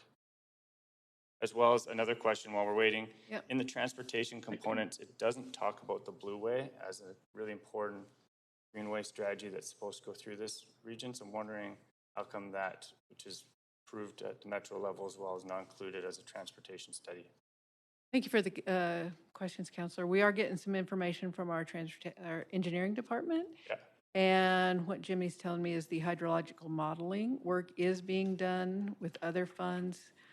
This work, the funds that are included here for the enhancement plan to be updated.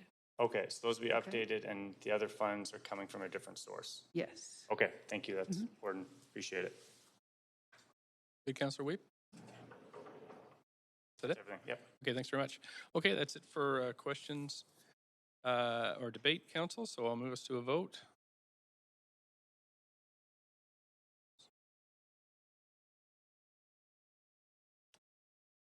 Councillor Fry and Hardwick, there we go. Okay, thanks very much, Council. That is unanimous. Thank you so much. Thanks to speakers for coming in tonight. Okay, Council, we're going to move on. I hope you're not here real late tonight. We will be. Thank you. Thanks. We have 7 bylaws on the agenda for enactment, Council. Council members who were not present for the meeting related to public hearing enactments bylaws must confirm that they have reviewed the proceedings of the meeting if they wish to vote on this enactment. Bylaw 1 is from the public hearing of October 14th, 2021. Councillors Bly, Dominato, Swanson, and myself were absent for this item at the public hearing. I'm going to read through the names. I was present and, I've reviewed the proceedings. I'll be voting myself. Councillor Bly? Okay, thank you. Councillor Dominato? Councillor Swanson? No and no. No and no. Great. Okay.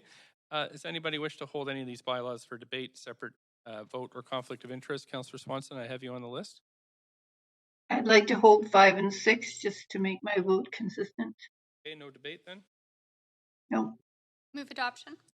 Thanks. I'm just going to... Oh, sorry.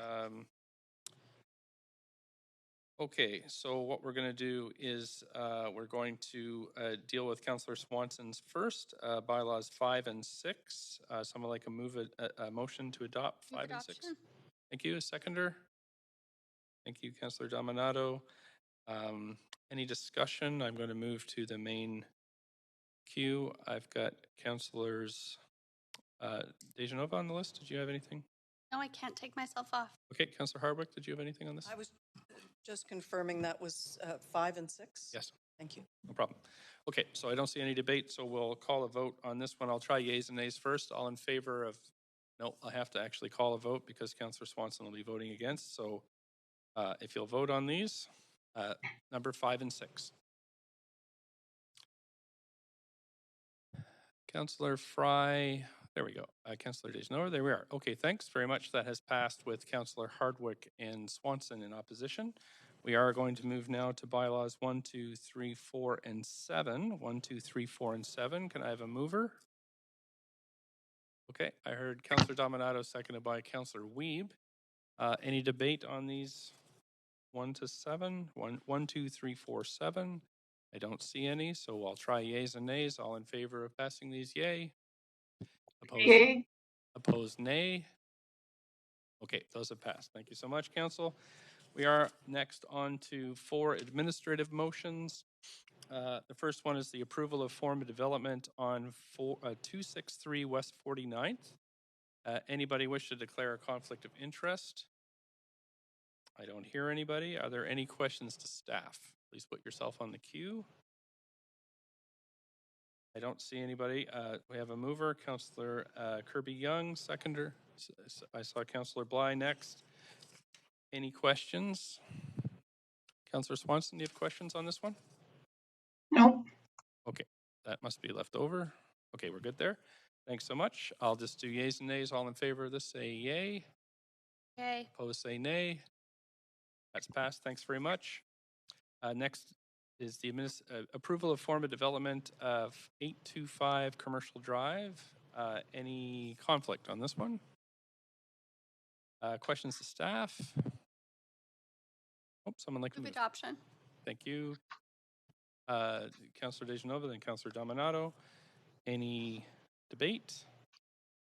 Go for a verbal vote then. All in favor, yay. Yay. Opposed, nay. Yay. Nay. I have a nay. Okay. Yep. I'm going to move to a recorded vote then, please. The vote has been triggered. And that has passed with Councillor Swanson and Hardwick in opposition. We go to item number 3, which is the approval form of development 485 West 42nd Avenue. Any conflicts on this one? I don't hear any. Move questions? adoption. Questions to staff? Sorry. That's right. No questions to staff, Dejanova? Councillor Dejanova? Nope. Okay. Okay. So no questions to staff. So we have a mover, Councillor Dejanova, a seconder. Councillor Bly, thank you. Any discussion, Council? Nope. Okay. All those in favor say yay. Yay. Opposed say nay. Nay. Okay, we'll have a recorded vote on this one.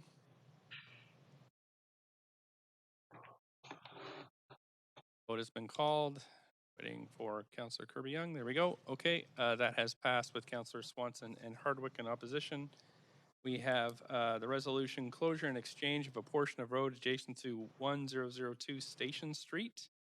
And is there any conflict on this? Anybody wish to declare a conflict?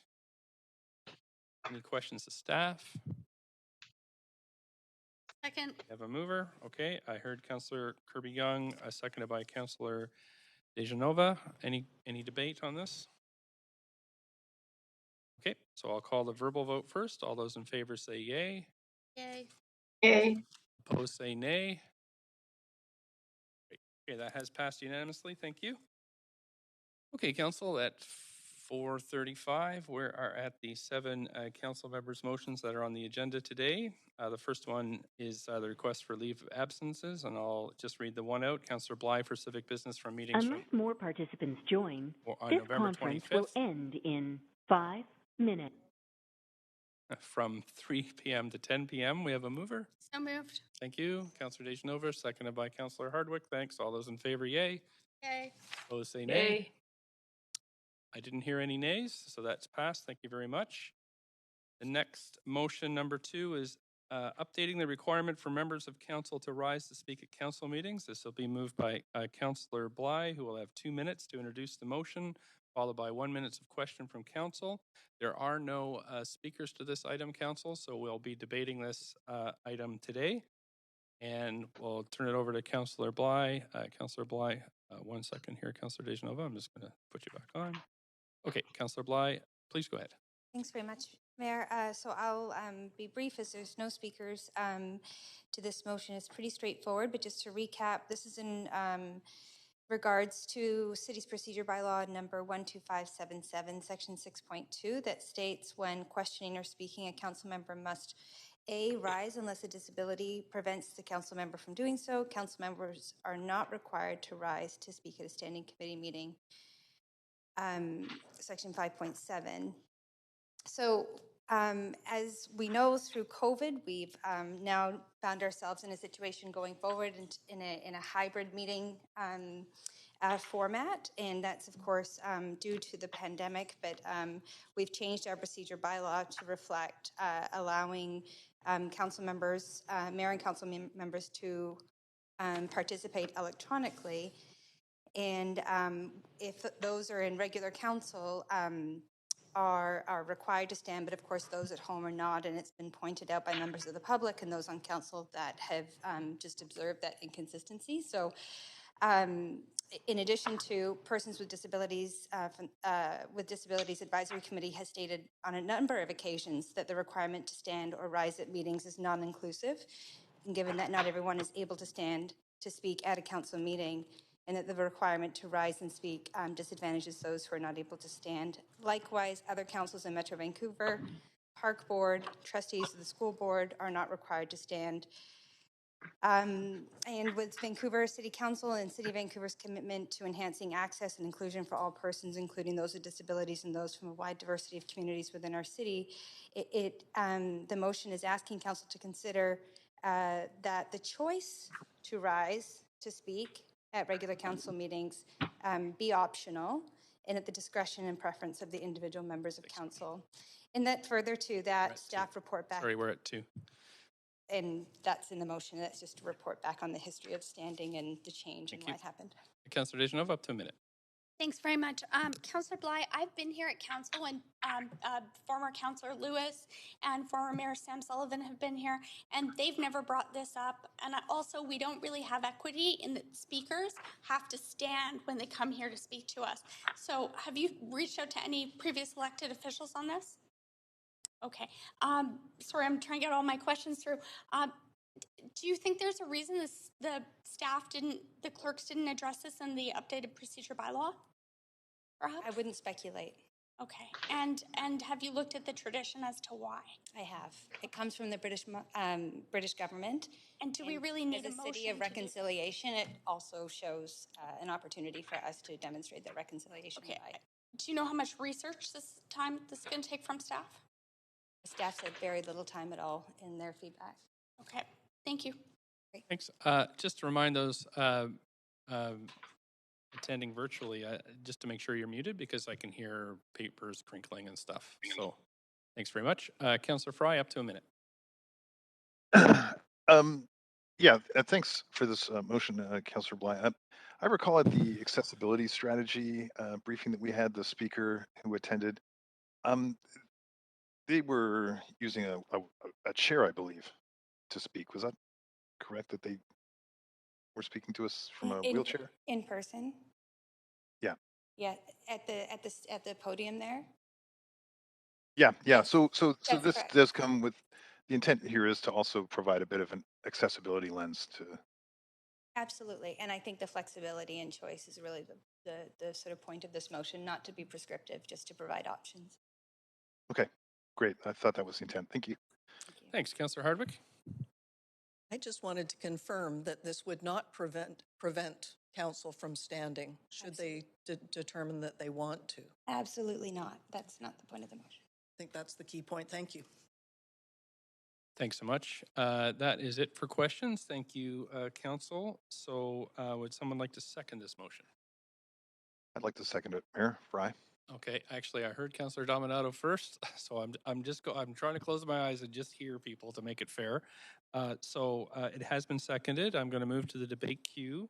If folks would like to chime in on this one, please go ahead. You have up to 5 minutes to speak. Councillor Dejanova first. Thanks very much. I just had a point of information through you, Mayor Stewart, for staff. Sure. I'm wondering if staff could, if perhaps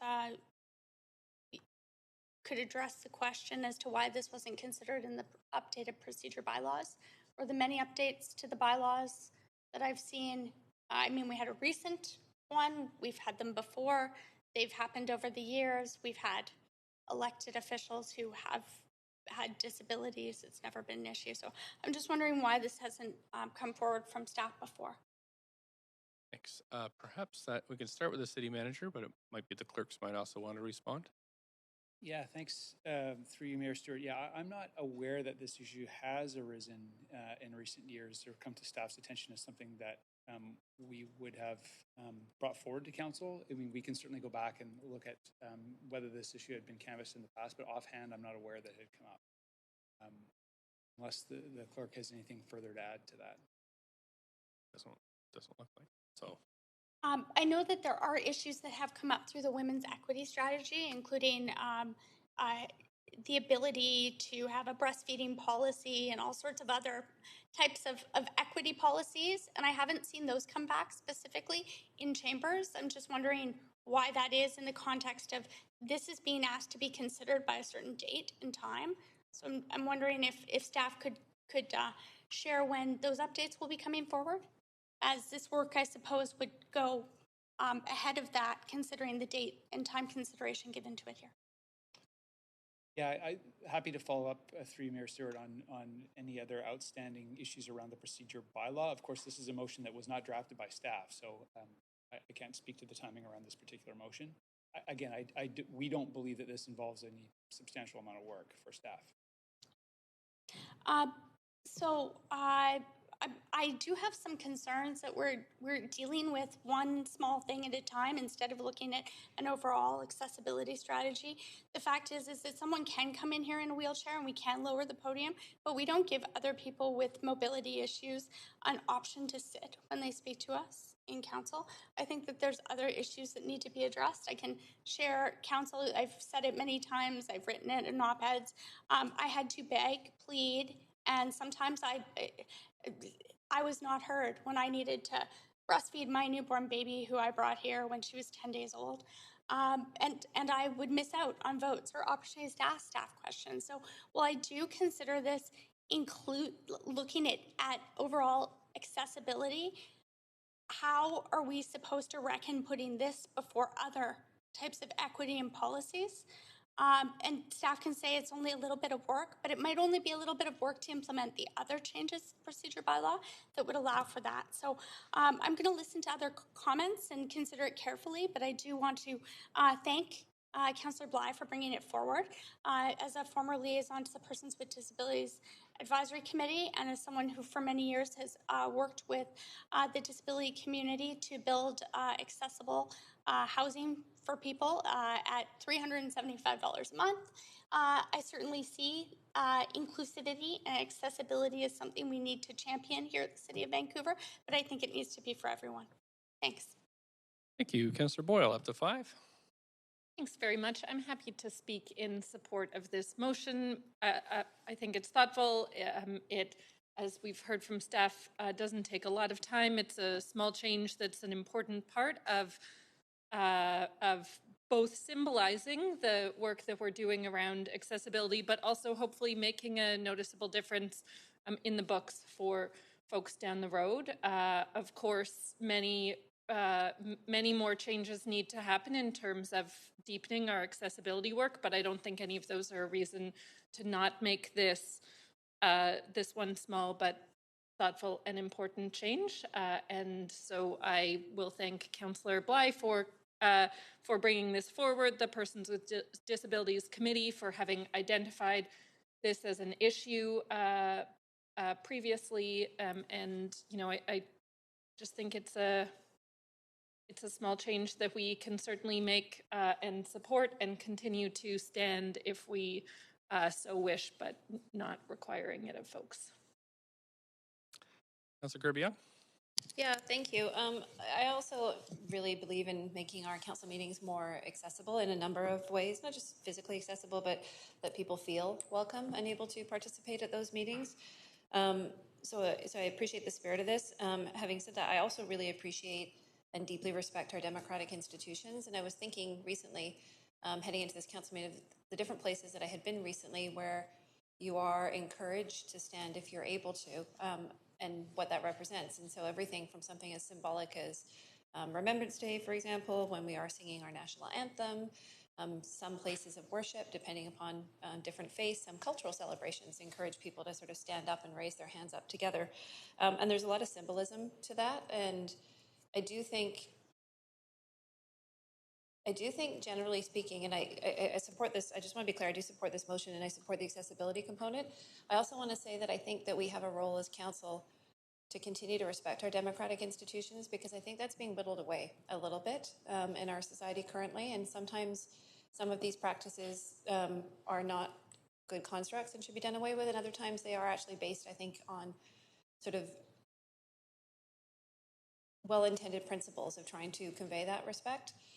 So I like the fact that it retains in the motion the ability for council members to choose at their discretion if they would like to rise. I also think, honestly, from a health perspective, it's nice to stand up because we sit for such a long time.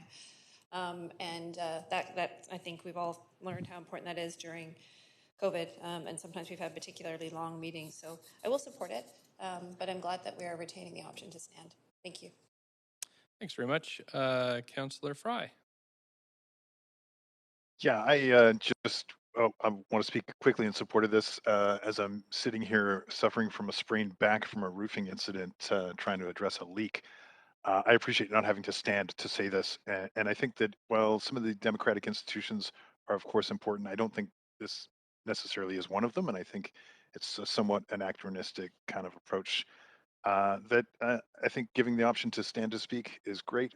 Giving the option to not have to stand if you don't is also great, because at the end of the day, we're here to govern. We're here to make sound decisions, and whether or not we're standing or not.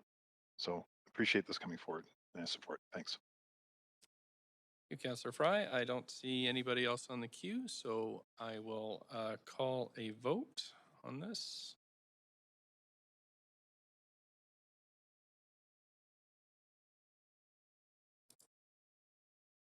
That has passed unanimously. Thanks very much, Council. I'm going to move on to the next motion now. Motion 3 is Saving Lives with Community Defibrillators and First Aid. And this is moved by Councillor Fry. So Councillor Fry, I'll put you on the list, and you have up to 2 minutes to introduce this. Mayor, I'm wondering if before I start here, do we need to make a motion to extend? I see the clock running down. Sure. People can extend if they want. We do have a public hearing that starts at 6. The latest we can delay that to is 6:30 by our bylaws. So so is that a formal motion to extend, Councillor Fry? Yeah, I'm making a motion to extend to complete the the introduction of the member motions and So the whole business then. A point of procedure on that, Mayor, if I might. I just have to wait for the motion to be finished. So what's the motion then, Councillor Fry? motion to extend to hear the council member motion introductions and notice of new council member motions. So that really takes us to everything but new business, inquiries, and other matters. Is that what you're extending to? That's what I'm suggesting. Okay, yeah. thanks. Or actually, well, okay. Sorry. And then I just remembered we had an urgent new business request. Yeah, so we had a little problem with this the other night, Councillor Fry. So if you do want to make such a motion, you'll have to submit it in writing, because I think that's kind of the new rule we have to follow since we had problems the other night. So Sure. So you know what? I'll leave it to somebody else to submit it, because I'm sure somebody else will, and I'll just get on with the business of reading so we can keep moving things along. If that's okay with you, Mayor. So up to 2 minutes for you, please. Anybody else have a? Yeah, I had a quick point of procedure. Okay. I had understood that there was a recommendation coming from the clerk as to how and when we could complete the business of council. We could. Sorry, I can't hear you. I understood would be a recommendation coming from the clerk as to how and when we could complete the business of council. I haven't heard of any such matter, so I'm just moving through the agenda. So I'll. Is it an option for us to recess and finish the council business tomorrow? We can recess, but I'm not sure when we start again. I'll check with clerks and get some advice back as we move into Councillor Fry's Thank you. motion. So Councillor Fry, we'll give you up to 2 minutes while the clerk's working away on some options. Yeah, sure thing. Thanks, Mayor. And I'll try to run through this pretty quickly. It's a fairly straight ahead motion. As most will know, heart cardiovascular uh, diseases and heart attacks are the leading cause of death here in Canada. In fact, the American Heart Association just released a report over the weekend that detailed how, as a result of COVID-19 and increased anxiety, we're seeing a massive escalation in heart attacks. And I'm sure, well, I know that every one of us knows somebody whose lives have been saved by an AED, a defibrillator. And furthermore, many of us know folks whose lives have been saved by Naxalone. So when I learned about new technology that St. John Ambulance is attempting to roll out, they have a plan to roll out 1,000 public accessible defibrillator units that can be positioned outdoors, include a first aid kit and a Naxalone kit, and are basically set up so that as soon as you remove one of these components, it will alert first responders. It will also instruct you how to use the equipment so that you can save a life. And what's even greater about this is that the model that they're proposing is not taxpayer funded necessarily, but it can be sponsored by any number of different individuals, corporate sponsors, what have you. And really, what opportunities can we explore as a city to help facilitate this kind of innovation and ensuring that we have life-saving technology that's close by for folks when literally minutes count. And having talked to our first responders about that, I think this is the kind of thing that really can make a huge difference. And as we know, of course, through the heat dome this summer, this is very much the kind of technology that likely could have saved lives. And so if we can kind of get out of the way and help facilitate the positioning of these in Thanks, Brett. Nope, there we go. We're at 2. We have some questions for you, though. Councillor Kirby-Young, the minute. Sure. I understand there's about 75 of these apparatus in Vancouver currently. Do you know where those are located, Councillor Fry, in general? Yeah, my understanding is they're mostly indoors in facilities like community centers and rinks and that kind of thing. So, and those are great. This model also considers putting them in more publicly accessible places and including outdoors because it's a weatherproof station.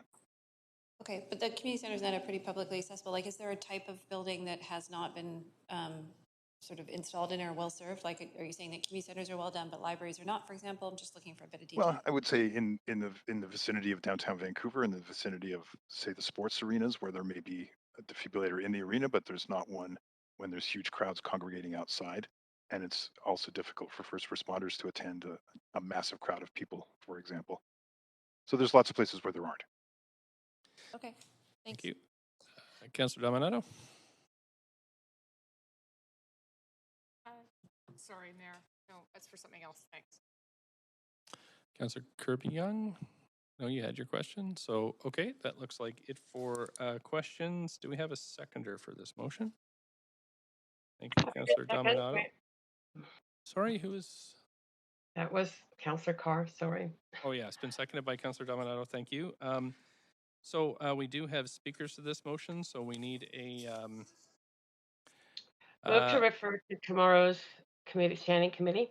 Starting at 9:30. I heard 2 councillors move the motion, but Councillor Carr's, yours is, well, actually Councillor Dejanova was first on the moving. Councillor Dejanova.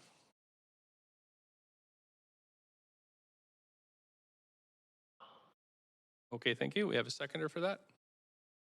Thank you, Councillor Hardwick. Councillor Carr. I heard Councillor Hardwick first. Thanks. All those in favor say yay. Opposed say nay. Okay, that's referred to tomorrow. Second motion from Councillor Fry is supporting crisis centers. Point of procedure, Mayor, just because we're at almost 5 o'clock, so we will end. Can I move to refer the rest of the council business to tomorrow, November 17th? Yep, we're going to need it in writing.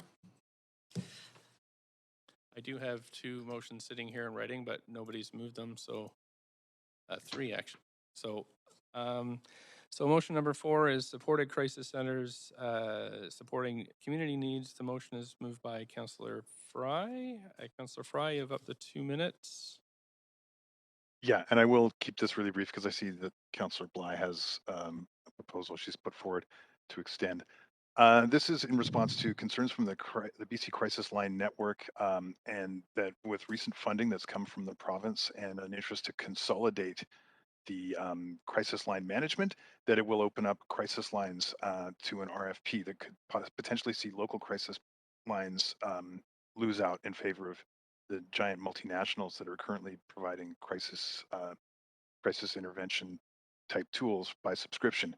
And the real danger with this, of course, is that with a lot of these big multinationals, for interests of insurance liability and expediency, they will often refer crisis calls, suicidal calls, to first responders like police. And that puts a huge burden on local governments, and especially at a time when this council is committed to not using police necessarily for mental health issues and trying to move away from that. So this is an advocacy piece. That's it. Thank you. Councillor Boyle, you have a question? Yes, I'm just interested. I know this has been a conversation for the last few weeks. If other local governments are considering other similar advocacy pieces or other advocacy groups who are joining their voices on this. Yeah, I understand that New West is also looking at this, and this is something that I've been tasked to also bring up to UBCM on Thursday at the Health and Social Development Committee, and it's a concern for crisis centers across the province because a lot of these train local folks who are volunteers and then go on to work in the field professionally. And are there other mental health advocacy groups or others who you know of so far who are adding their voices as well? Yeah, well, the BC Crisis Line Network is 10 different crisis centers across the province, and they're all sort of advocating on this level and with local supporters. Okay, great. That's it for the minute. Thanks. Councillor Dejanova, you have up to a minute for questions to Councillor Fry. Nope, no questions. Okay. I'd like a point of procedure. I'd like to move. Are you moving a motion? Okay. 458.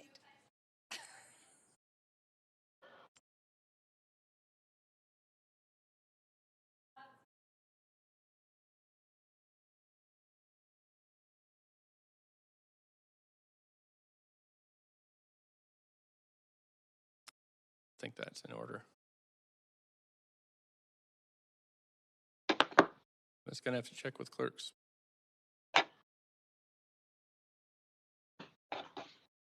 Mayor, if I still have the floor, can I make a motion to extend?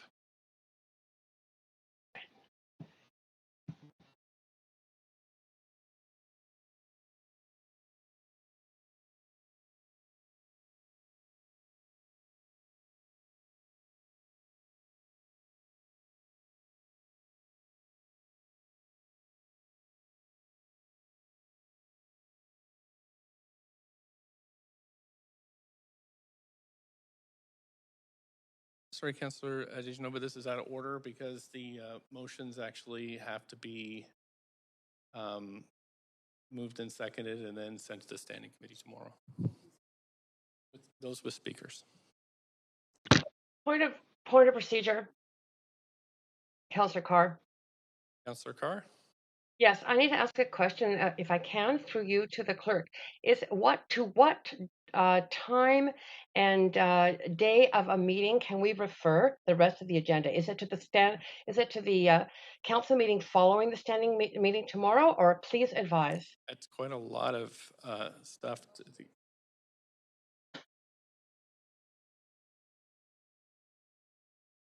Hold on a second, Council.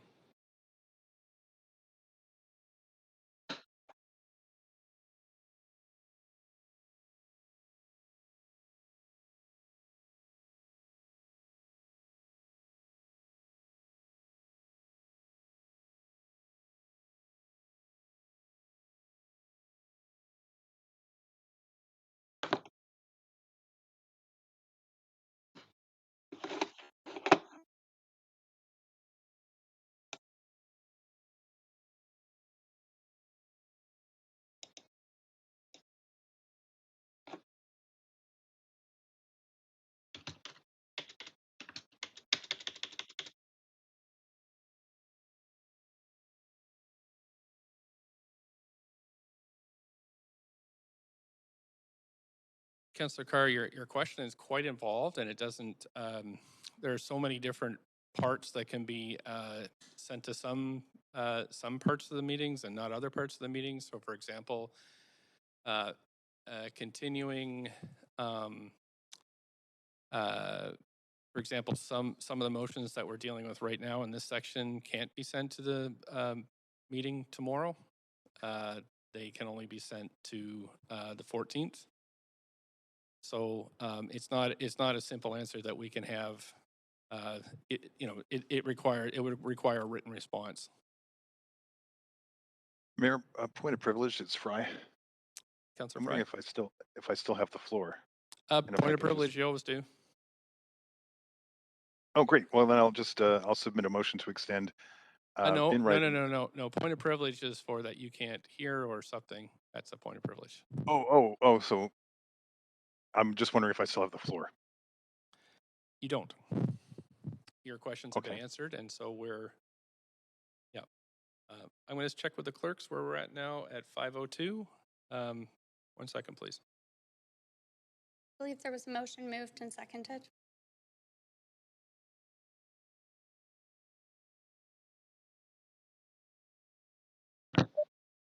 No one else has a motion. I have just sent one in. Oh, I think there's lots of them.